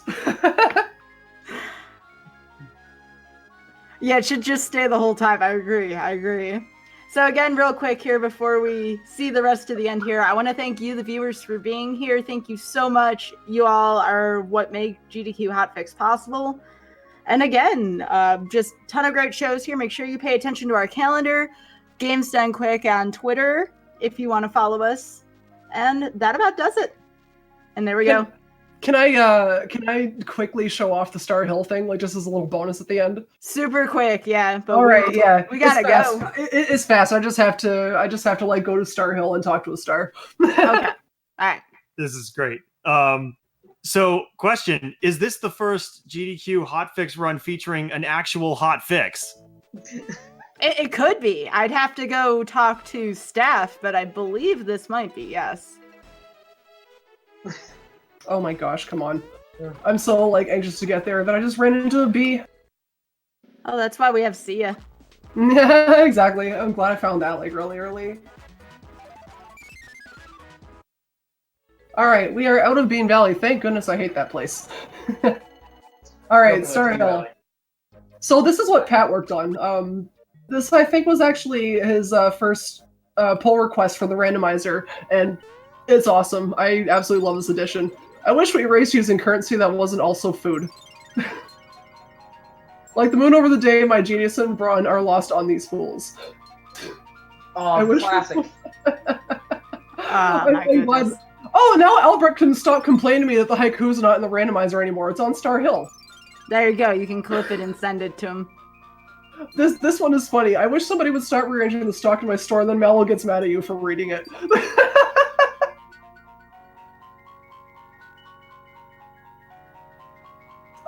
Someone should DM Albrecht and tell him that the haiku is back in the randomizer. But yeah, that's just like a taste of what you can get on Star Hill. They're actually random. I believe, I could be wrong on this, I believe it's like from a pool of a bunch of possible different messages, and it just sticks a bunch of random ones in every time. But yeah, that's about all I had to show tonight. So thank you very much for having us here. Well, thank you again, and please give Pidge01 a follow, Alanum and Dorkmaster Fluck, and remember that those community resources are there should you want to see some of the other developers and those responsible for this randomizer. Thank you again on behalf of GDQ Hotfix. We will see y'all tomorrow for Tree Fort. Take care, folks.